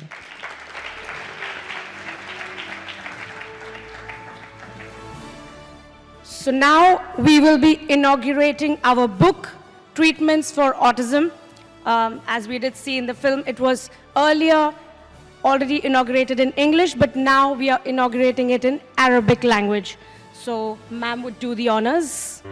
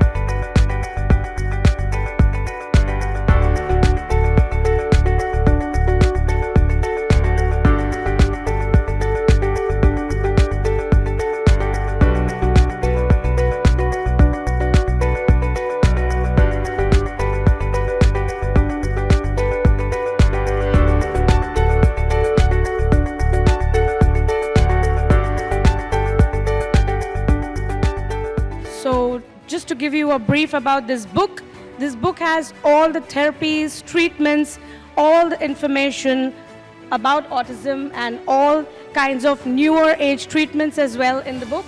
You can have a copy online on our website. You can request for that, as well as we have English books that are available. So you can just send us an email on our website. Just log on to www.autismconnect.com.